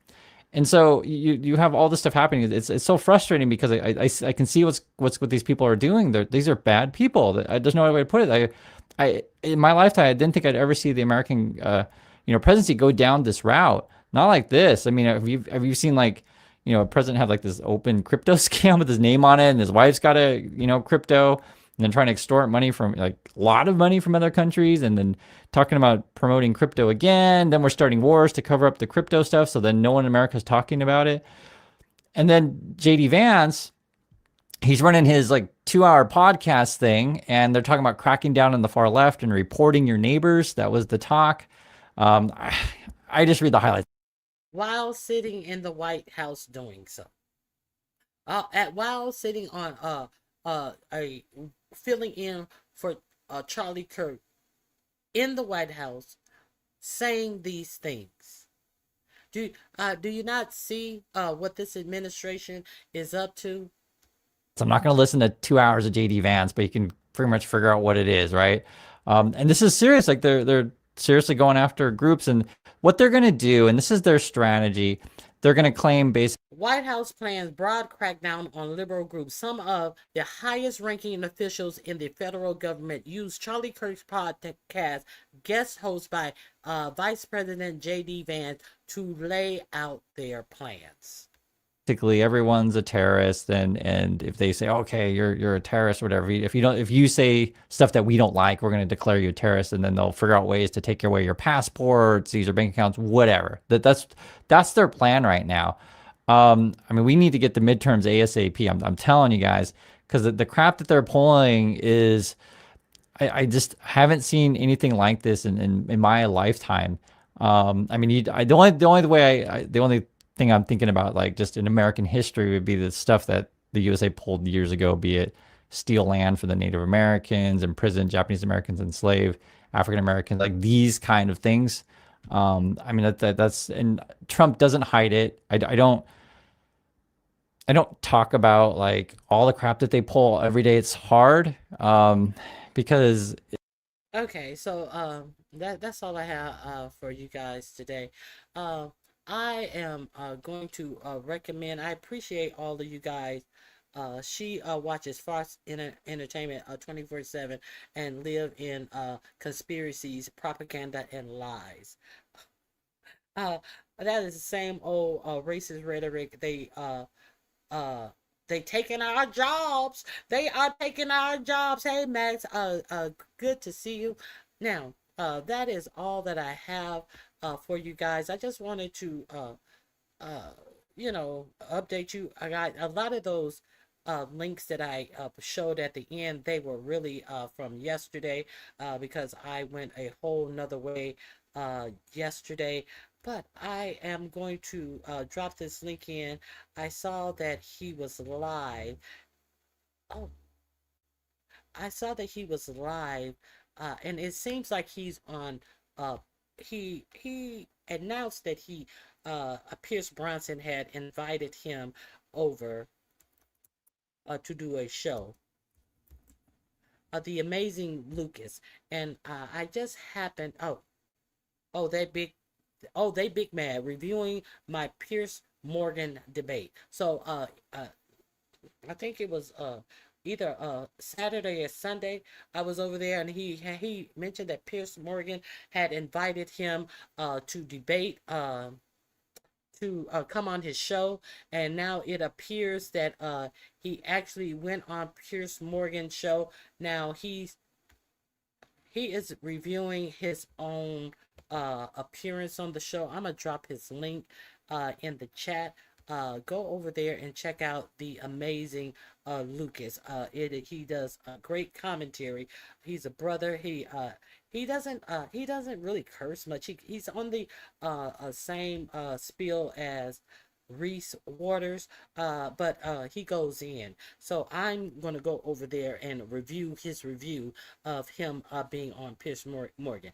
He's reviewing it right now. He's live right now, and the title of it is "They're Big Mad." Let me drop this link.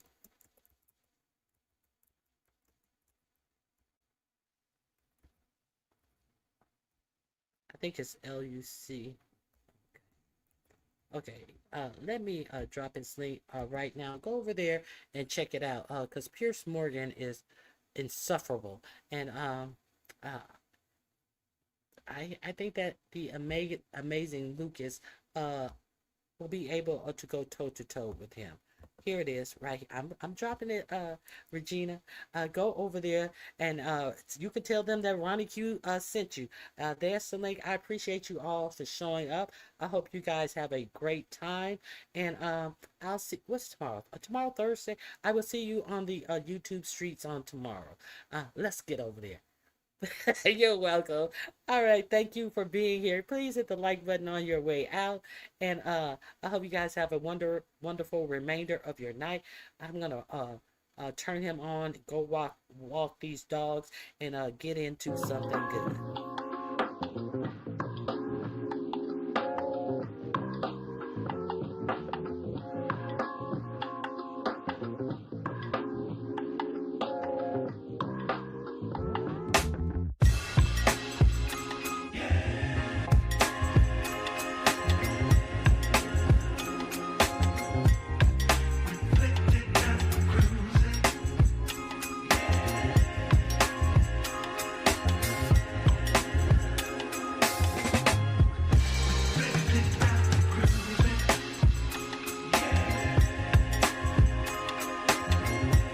By M. Renee. If you didn't hear me, M. Renee, hit that link, The Amazing Lucas. He's reviewing his appearance on the Piers Morgan show. If you don't know about him, you will enjoy him. It's the last link right above M. Renee. Go over there to The Amazing Lucas and enjoy yourself. All right, bye. I'll see you guys tomorrow. I appreciate you all.